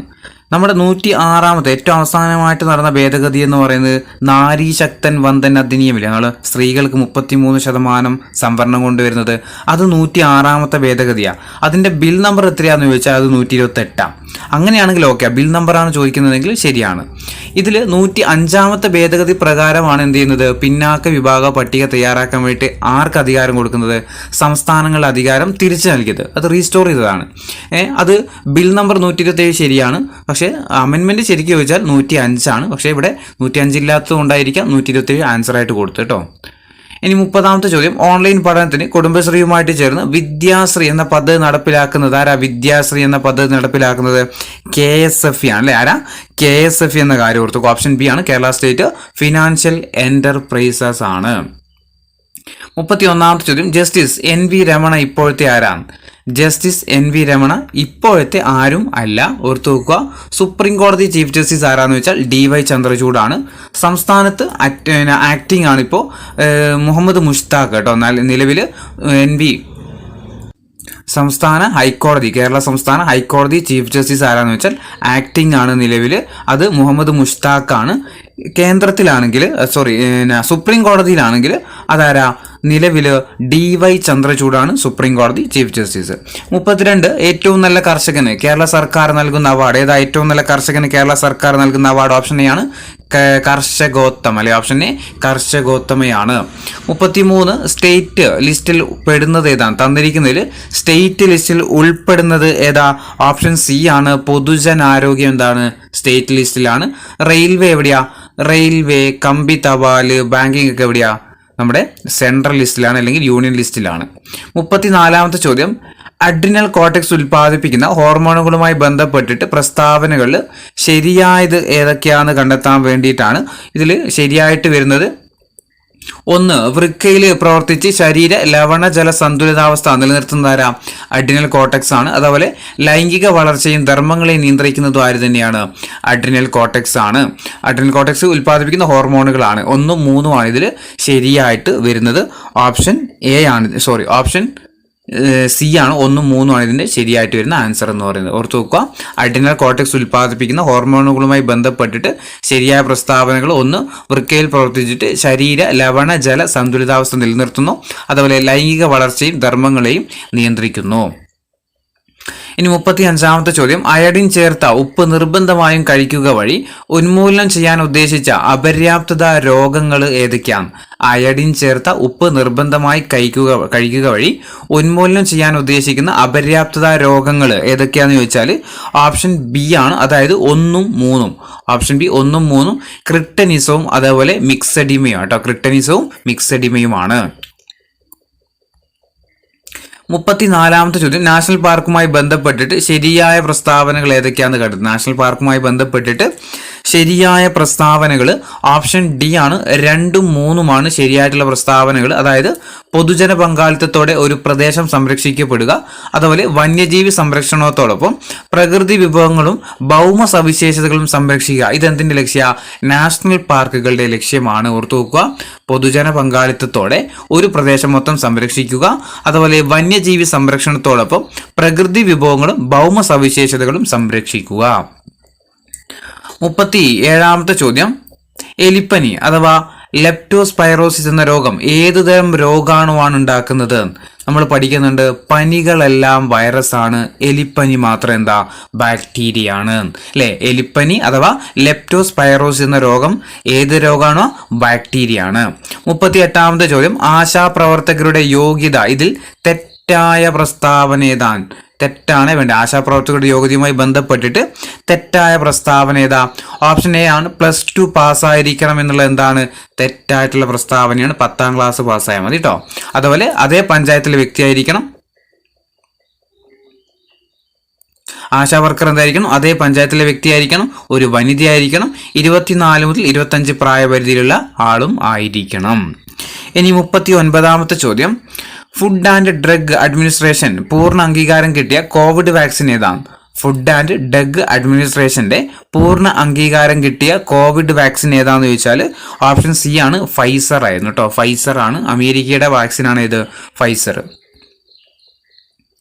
40ാമത്തെ ചോദ്യം, രക്തസമ്മർദ്ദത്തെ പറ്റി തെറ്റായ പ്രസ്താവന തിരഞ്ഞെടുക്കുക. 1 പുകവലി രക്തസമ്മർദ്ദം കൂട്ടും, ശരിയാണ്. നമ്മളോട് പറഞ്ഞിരിക്കുന്നത് തെറ്റായ പ്രസ്താവന അല്ലേ. രക്തസമ്മർദ്ദം പരിശോധിക്കാൻ രക്തസാമ്പിൾ ആവശ്യമില്ല. രക്തസമ്മർദ്ദത്തെ പറ്റിയിട്ട് തെറ്റായ പ്രസ്താവന അല്ലേ പറഞ്ഞിരിക്കുന്നത്. അപ്പോൾ രക്തസമ്മർദ്ദം പരിശോധിക്കാൻ രക്തസാമ്പിളിന്റെ ആവശ്യമൊന്നുമില്ല. പിന്നെ ഉപ്പ് അധികം ഉപയോഗിക്കുന്ന രക്തസമ്മർദ്ദം കൂടാൻ കാരണമാകില്ല എന്നാണ് പറഞ്ഞിരിക്കുന്നത്. ഉപ്പ് കൂടിയാൽ എന്ത് ചെയ്യും? രക്തസമ്മർദ്ദം കൂടും. അപ്പോൾ ഏത് തന്നെയാ തെറ്റ്? ഓപ്ഷൻ സി ആണ്, രക്തസമ്മർദ്ദം വീട്ടിലിരുന്നിട്ടും നമുക്ക് എന്ത് ചെയ്യാം? പരിശോധിക്കാൻ കഴിയും. അപ്പോൾ ഇതിൽ തെറ്റായ പ്രസ്താവന ഇതാ, ഉപ്പ് അധികം ഉപയോഗിച്ചു കഴിഞ്ഞാൽ രക്തസമ്മർദ്ദം കൂടില്ല എന്നുള്ളത് എന്താണ്? തെറ്റായ പ്രസ്താവനയാണ്. 41 കേരള സർക്കാരിന്റെ ആർദ്രം പദ്ധതിയെ പറ്റിയിട്ട് തെറ്റായ പ്രസ്താവന. നമുക്കറിയാം ആർദ്രം മിഷനിലെ ആർദ്രം മിഷനുമായി ബന്ധപ്പെട്ടിട്ട് തെറ്റായ പ്രസ്താവന. ഒന്നാമത്തത്, പ്രാഥമിക ആരോഗ്യ കേന്ദ്രങ്ങളിൽ കിടത്തി ചികിത്സ ആരംഭിക്കുക. ഒന്നാമത്തെ തന്നെ എന്താണ്? തെറ്റായിട്ടുള്ള പ്രസ്താവന കേട്ടോ. ഇതെന്തല്ല? ആർദ്രം പദ്ധതിയുടെ ലക്ഷ്യമൊന്നുമല്ല. പ്രാഥമിക ആരോഗ്യ കേന്ദ്രങ്ങളിൽ കിടത്തി ചികിത്സ ആരംഭിക്കുക എന്നുള്ളത് എന്തല്ല ആർദ്രം പദ്ധതിയുടെ ലക്ഷ്യമൊന്നുമില്ല. ബാക്കിയുള്ളതൊക്കെ പഠിച്ചു നോക്കുക. പ്രാഥമിക ആരോഗ്യ കേന്ദ്രങ്ങൾ കുടുംബാരോഗ്യ കേന്ദ്രങ്ങളാക്കി മാറ്റുക, രോഗി സൗഹൃദ ഹോസ്പിറ്റൽ ഉണ്ടാക്കുക, അതുപോലെ മാതൃ ശിശു സേവനങ്ങൾ ലഭ്യമാക്കുക. ഈ മൂന്നും എന്താണ് ആർദ്രം പദ്ധതിയുടെ ലക്ഷ്യങ്ങളാണ്.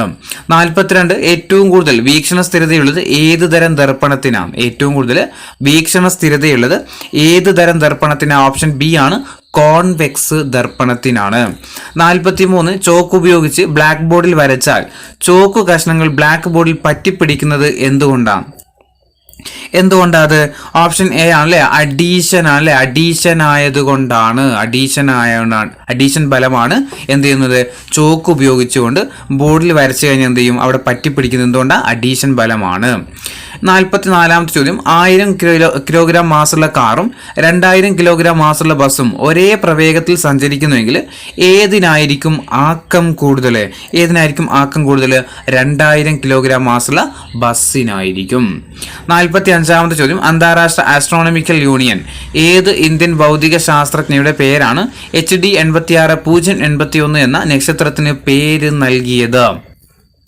ഓപ്ഷൻ ഡി ആണ് ബിബ ചൗധരിയുടെയാണ് കേട്ടോ. Option D Biba Chaudhary. 46 ഇന്ത്യയിൽ ന്യൂട്രിനോ ഒബ്സർവേറ്ററി പ്രൊജക്ട് സ്ഥാപിക്കുന്നത് എവിടെയാണ്? ഇന്ത്യയിൽ ന്യൂട്രിനോ ഒബ്സർവേറ്ററി പ്രൊജക്ട് സ്ഥാപിക്കുന്നത് എവിടെയാ? ഓപ്ഷൻ ബി ആണ് തേനിയിലായിരുന്നു കേട്ടോ. എവിടെയാ? തേനിയിലാണ്.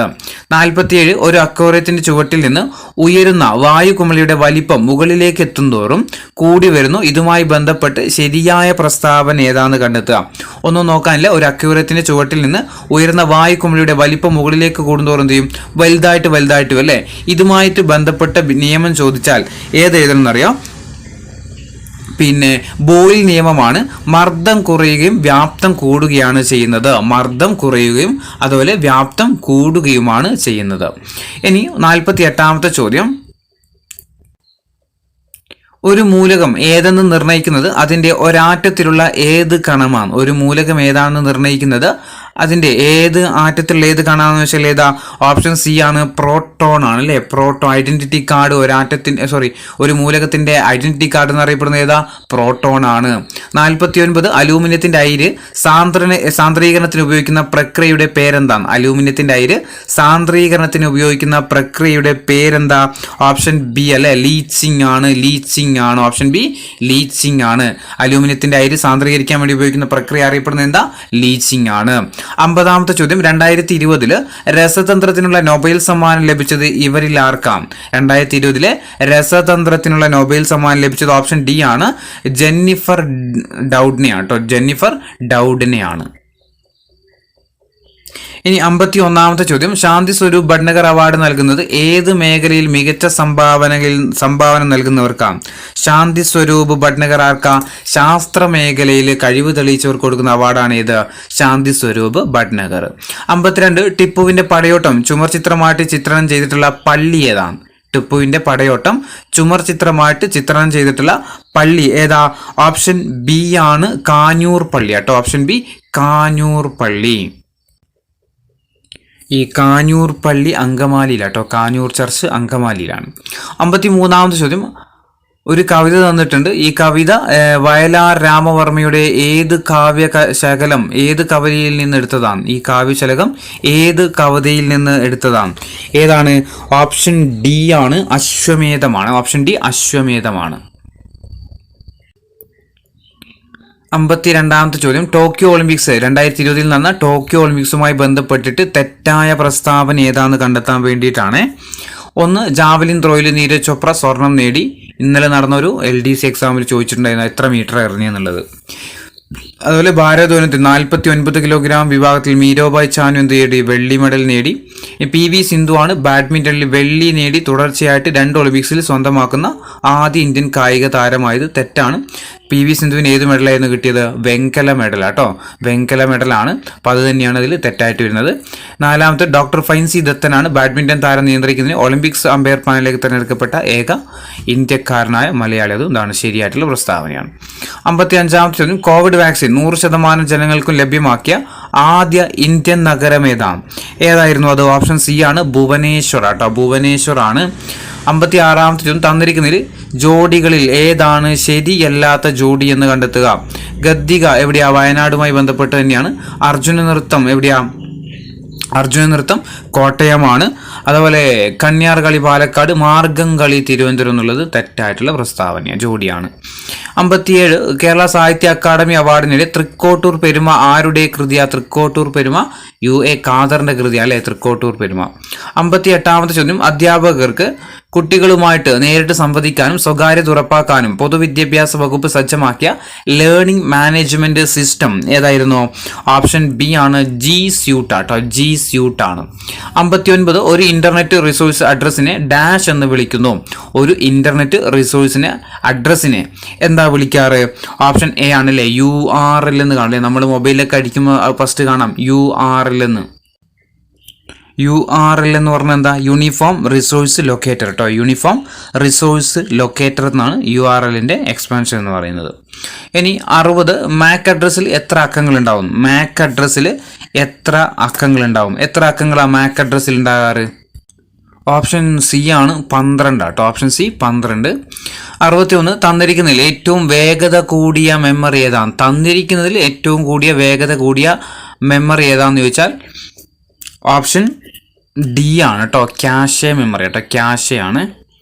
62 തന്നിരിക്കുന്നതിൽ ഫ്രീ സോഫ്റ്റ്വെയർ അല്ലാത്തത് ഏതാണ്? തന്നിരിക്കുന്നതിൽ ഫ്രീ സോഫ്റ്റ്വെയർ അല്ലാത്തത് ഏതാ? വിൻഡോസ് ആണല്ലേ. നമുക്കറിയാം വിൻഡോസിന് എന്ത് കൊടുക്കണം നമുക്ക് കിട്ടണമെങ്കിൽ? ക്യാഷ് കൊടുത്തിട്ടല്ലേ വിൻഡോസ് ഒക്കെ നമ്മൾ ഇൻസ്റ്റാൾ ചെയ്യുന്നല്ലേ. അപ്പോൾ അത് വിൻഡോസ് ആണ്. വേറെ ഇന്ന് ചോദിച്ചോ ഫ്രീ സോഫ്റ്റ്വെയർ ആണ് ഏതൊക്കെ? MySQL, GIMP, Apache ഒക്കെ എന്താണ്? ഫ്രീ സോഫ്റ്റ്വെയർസ് ആണ്. അടുത്ത എക്സാമ്പിൾ അങ്ങനെ ചോദിക്കാം. തന്നിരിക്കുന്നതിൽ ഫ്രീ സോഫ്റ്റ്വെയർ ഏതാന്ന് ചോദിക്കാം. ഓർത്തു നോക്കാം. MySQL അതുപോലെ GIMP, Apache ഒക്കെ എന്താണ്? ഫ്രീ സോഫ്റ്റ്വെയർസ് ആണ്. 63 ഇന്ത്യൻ IT ആക്ട് 2000 നിയമങ്ങളിൽ സൈബർ ടെററിസമായിട്ട് ബന്ധപ്പെട്ട ശിക്ഷകൾ നിർവചിക്കപ്പെട്ടത് ഏത് സെക്ഷനിലാണ്? എല്ലാവർക്കും അറിയുന്നതായിരിക്കും അല്ലേ. 66F ആണ് ഇത് സൈബർ ടെററിസത്തെ കുറിച്ച് പറയുന്നത്. 64-ാമത്തെ ചോദ്യം 2005 വിവരാവകാശ നിയമപ്രകാരം വിവരാവകാശ കമ്മീഷനിലെ കേന്ദ്ര അംഗങ്ങളെ തിരഞ്ഞെടുക്കുന്നതിന് വേണ്ടിയുള്ള സമിതിയിൽ ഉൾപ്പെടാത്തത് ഏതാണ്? സമിതിയിൽ ഉൾപ്പെടാത്തത് ആരൊക്കെയാ? നമ്മുടെ വിവരാവകാശ കമ്മീഷണറെ തിരഞ്ഞെടുക്കാനുള്ള കമ്മിറ്റിയിലെ അംഗങ്ങൾ ഒന്ന് പിന്നെ പ്രധാനമന്ത്രി ഉണ്ടാവും, അതുപോലെ ലോക്സഭാ പ്രതിപക്ഷ നേതാവ് ഉണ്ടാവും, അതുപോലെ പ്രധാനമന്ത്രി നിർദ്ദേശിക്കുന്ന ഒരു ക്യാബിനറ്റ് മന്ത്രിയും ഉണ്ടാവും. ആരുണ്ടാവൂല? പിന്നെ ലോക്സഭാ സ്പീക്കർ ഇല്ല. ലോക്സഭാ സ്പീക്കറെ ആരെ നിർദ്ദേശിക്കുന്ന സമയത്താണ് വരുന്നത്? നമ്മുടെ മനുഷ്യാവകാശ കമ്മീഷണറെ തിരഞ്ഞെടുക്കുന്ന സമയത്ത് ആര് വരും? ലോക്സഭാ സ്പീക്കർ വരും. ഇതിൽ വിവരാവകാശ കമ്മീഷനിൽ ആരൊക്കെയാ? പ്രധാനമന്ത്രി, പ്രതിപക്ഷ നേതാവ്, അതുപോലെ നമ്മളെ പ്രധാനമന്ത്രി നിർദ്ദേശിക്കുന്ന ഒരു ക്യാബിനറ്റ് മന്ത്രി ഉണ്ടാവും. ഇനി 65-ാമത്തെ ചോദ്യം ഉപഭോക്തൃ നിയമത്തിലെ ജില്ലാ ഉപഭോക്തൃ ഫോറവുമായി ബന്ധപ്പെട്ട് താഴെ തന്നിരിക്കുന്നതിൽ ശരിയായ ഉത്തരം ഏതാണെന്ന് കണ്ടെത്താൻ വേണ്ടിയിട്ട്. ഇതിൽ ഒന്നും ശരിയില്ല, എല്ലാം തെറ്റാണ്. ഓപ്ഷൻ ഡി അതിന് ആൻസർ. ഇവയിലൊന്നും ശരിയല്ല എന്നുള്ളത് അതുകൊണ്ട് നമ്മൾ പഠിക്കുന്നില്ല.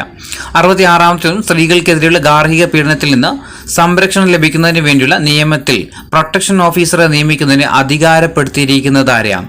പ്രൊട്ടക്ഷൻ ഓഫീസറെ നിയമിക്കാൻ അധികാരം ആർക്കാന്ന് വെച്ചാൽ സംസ്ഥാന സർക്കാരിനാണ് കേട്ടോ. സംസ്ഥാന സർക്കാരിനാണ്.